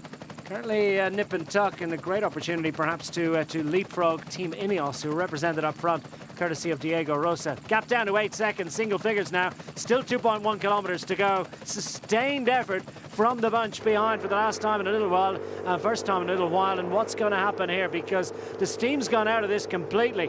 When does Sepp van Mark launch? When does Diego Rosa think about an attack? He's looking behind himself. Renshaw, too, of the Dimension Data squad hits the front, but you know that he's feeling the heat in the back of his neck. He knows he's got to go from the front. They give him a few bike lengths, and Mark Renshaw fancies this one. Why not? Mark Renshaw's given a few bike lengths advantage. Fabio Jakobsen, well, he thinks we win all the sprints. There's no way you're going. Well, he sees the danger straight away. Mark Renshaw, a very good lead-out man, but a handy sprinter in his own right, and good from long range. Jakobsen straight onto it and goes on with the attack. It's Affini who covers the move. He's got a teammate in the background trying to get across to this group. Well, Friesant's dropping out of this one. Cees Bol's trying to surf the wheels and play it handily enough as Affini goes for glory from the front. He wants to make sure he is at least there at the end. Paul Martins, it looks like, yep. Oh, here comes Van Mark. We knew that. Oh, just shapes and shapes, but they're all over. And a smile on his face. Yeah. Jasper Sturven had his eye on him. He said, I'm reacting straight away. It says Van Mark sat up.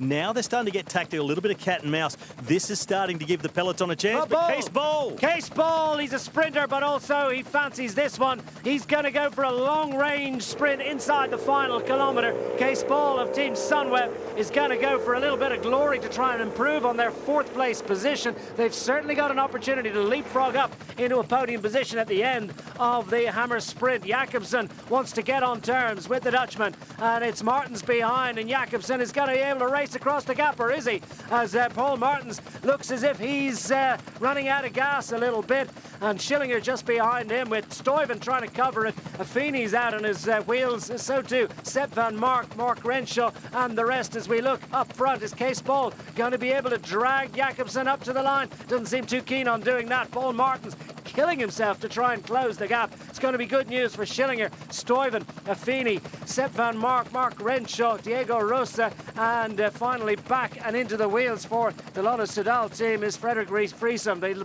sprint finally launches. Schillinger's going to go, and it is the group up front that are going to contest the final sprint of the day, and it's going to be the late show coming from Fabio Jakobsen. Surely no one's going to stop him.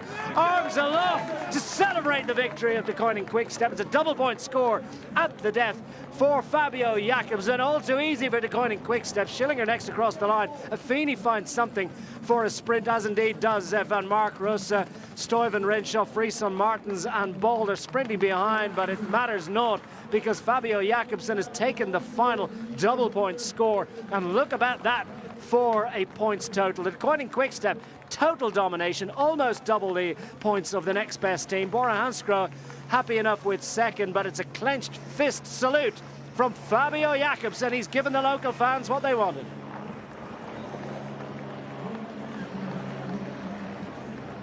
Well, what a dominant performance from Degenkolb Quick-Step. Yesterday it was Remco Evenepoel who did almost all of the scoring. Today Jakobsen did plenty, but as did his teammate Belgian champion Yves Lampaert. Pretty much a two-man show from Degenkolb Quick-Step today. Twice as many riders as it was yesterday. But that gives them first in the hammer climb and first in the hammer sprint, and they will set off as first in the finalist group tomorrow. And if they're not caught, they will win the hammer Limburg. So it's looking good for the men in blue. As I say that, we see the man in red and white, the man in black, yellow and red, Belgian champion and Danish champion, Lampaert and Mürke. Oh, celebration all round. And total satisfaction. It's all too easy, really, isn't it, for the Degenkolb Quick-Step squad as we hear. Je ziet, flash interview. Ja. En dan beginnen we het podium, alle 5 tegelijk. Oké, is deze de omkleden of nee, het is gelijk. Nice one, you're Kurt van Roosbroek. Just guiding the riders in where they need to be for the protocol. Jakobsen very, very pleased with himself. Well, he saw a lot of kudos given to his young teammate Evenepoel yesterday. And the Dutchman, he covered the big move by Kees Bol, that long-range attack, sat in the wheel and was patient, let them all come back. And as soon as Schillinger went on the other side of the road, well, Jakobsen makes sure he just slotted in, got his shoulder up in front of the fading Affini, and then with inside of the line, out of the slipstream, up and over, too much power, and time to just do very much what Evenepoel did yesterday. Just a slap on the chest, showing the team logo. It is another team win. But sometimes they couldn't resist the arms aloft. Once a sprinter, always a sprinter. Yeah, sometimes. Make sure he gets the good photo. Yeah. 1,300 points, 2 days in a row. Degenkolb Quick-Step going above the 1,000-point haul. So complete domination. And you can't blame him for a celebration like this after a display like that from the team. So Degenkolb Quick-Step taking the victory. Fabio Jakobsen, the 22-year-old Dutchman, clenched fist salute. Robbie's off to try and see if he can catch up with the Degenkolb Quick-Step riders. Smiles all round for Lampaert, Martinelli and the rest. All too easy, it appears. They'll have the advantage of 30 seconds on the second ranked team into tomorrow's hammer chase. The runner-up group, followed by the finalist group. There's the result of the sprint with Degenkolb Quick-Step, that haul of 1,307 points, almost double the total scored by Bora Hansgrohe. Team Jumbo-Visma, second day in a row there, thereabouts, and Team Sunweb, handily placed. Mitchell and Scott, Team Ineos, Trek Segafredo, EF Education first, UAE Team Emirates, and Team Dimension Data rounding out the top 10.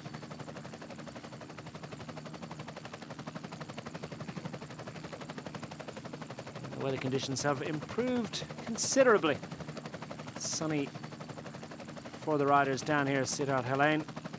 Sunny disposition for all the fans of Degenkolb Quick-Step, the squad that has scored so many victories across the 2018 and 2019 seasons.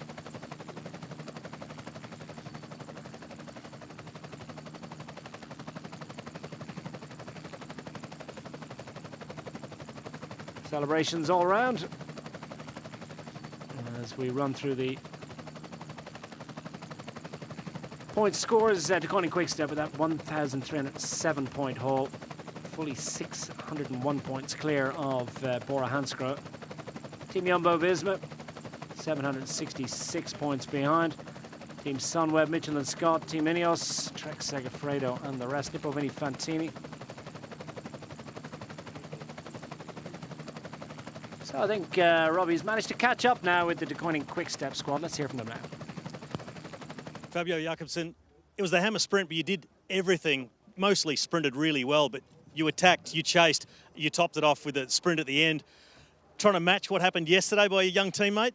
Yeah, no, yesterday was not for me, and probably today was not for him, so yeah, we switched, and I was in the first group together with Lampy, and I immediately felt I had good legs, and the whole team was up front the whole time, and makes it more easy for me to sprint also. So coming into that final double point sprint, I suppose you knew at that point you could not lose, but you wanted to put the exclamation mark on the end of this hammer sprint and win that one as well. Well, of course, we are racing, and in the end, it's also training a little bit, so I just wanted to keep focus and do the best I can, like we do every race, and that's in the end also to try to win the last sprint. So. And emphasising, of course, the team win when you got to the finish line, but I guess a sprinter just can't help that celebration, the arms in the air. Well, it's nice for the picture, but in the end, it's for the sponsor, it's for the team, and everybody wins. And yeah, it's about the jersey. Yeah. Yves Lampaert, tell us about the intensity out there today. We spoke to you after the hammer climb yesterday, but this hammer sprint, it's not just about sprinting, is it? No, I got again really high numbers in wattage. I got when we catch back. I looked at my numbers and I got for 1 hour 20. 350 average power, so that's for a flat race, that's really a lot. And yeah, it was again full gas from the start. Well, those are some incredible numbers. We saw you out there dueling with Matej Bodnar from Bora Hansgrohe. What was it you said to each other that made each other smile so much? Yeah, I think he's just like me. He likes to race hard, don't think a lot, and just go full gas. And then we say, yeah, this was a hard one, and yeah, we got some fun. So it was a lot of fun out there. The 2 first places in the hammer climb and the hammer sprint have earned you top position for the hammer chase. It's all on again tomorrow. You'll have Bodnar and his mates chasing you around in the hammer chase. Yes, it's only 30 seconds on Bodnar. That's not so much. And also it's 1 lap more than last year, so it will be hard to defend the 30 seconds. Well, it's going to be an interesting chase. So the sprint and the climbing is left behind you now. So good recovery and enjoy spraying the champagne. Thank you. Thanks, guys. Back to you, Declan. Cheers, Robbie. Some serious fun out there, wasn't it, for Yves Lampaert and friends, and some nice analysis too. It is a relatively narrow advantage, slightly longer hammer chase for the riders. The wind blows, and now the champagne sprays, the bubbly. The second day in succession for the Deceuninck Quick Step squad. Their celebrations, and they've put themselves in prime position. But just what are the legs like ahead of the hammer chase to come tomorrow? So the quintet of Deceuninck Quick Step riders, much to celebrate for Remco Evenepoel, Fabio Jakobsen, Yves Lampaert, Davide Martinelli and Michael Morkov. They've got Dries Devenins to call on for tomorrow. I'm not sure what the exact setup is going to be. Well, that's the 5 riders that represented the all-conquering Belgian outfit this afternoon. Yeah, come on. Hier, hou jij de fles maar beet. And as Yves Lampaert has mentioned, it's Bora Hansgrohe that's going to be chasing them. We pick up some of the highlights of the day, and it was, of course, Matej Bodnar that showed his strength and ability today. But this is Schillinger, not quite able to get to Fabio Jakobsen in that final sprint to the line. And Fabio Jakobsen, arms aloft. Traditional celebration for a solo victory, but it wasn't just about celebrating the 200 points. It was about celebrating an all-over dominant performance once more by Deceuninck Quick Step. As I've mentioned, it's Bora Hansgrohe that will be chasing Deceuninck Quick Step at a remove of 30 seconds in the hammer chase finalist group tomorrow. Team Jumbo-Visma will start 3rd. It's Team Sunweb, Trek Segafredo, Lotto Soudal have made it into the finalist group. CCC have just about scraped in there as well. So too have EF Education First. Ineos have missed out. So too, surprisingly, Mitchell and Scott, best possible finishing result for them is 8th, which was quite some margin lower than their best ever, their worst ever. There you have it, Deceuninck Quick Step,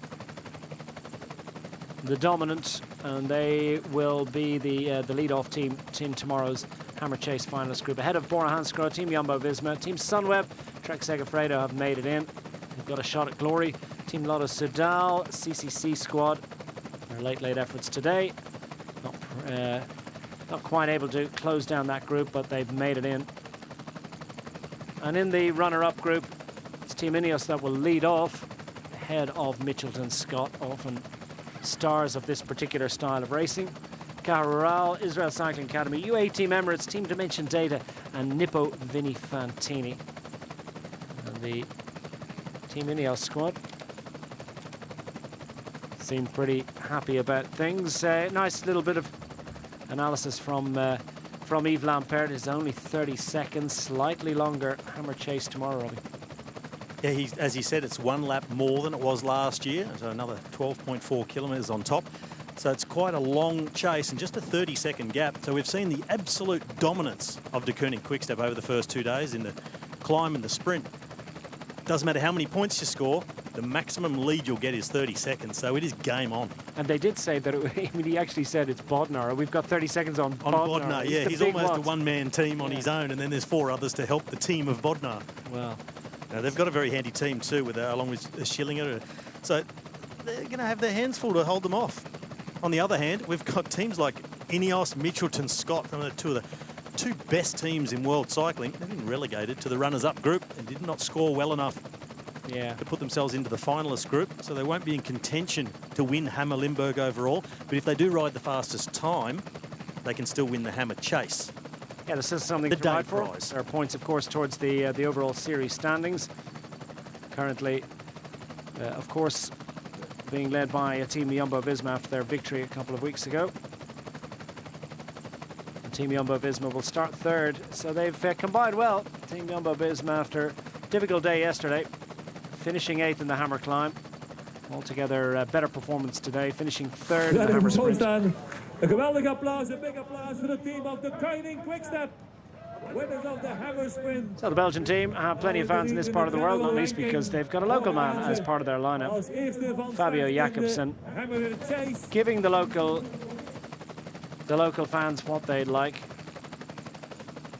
So that's it for the second day of racing in the Hammer Series. We're looking forward now to the Hammer Chase tomorrow afternoon. We'll be back with you for that. For myself, Declan Quigley, from Robbie McEwen alongside. It's goodbye for now.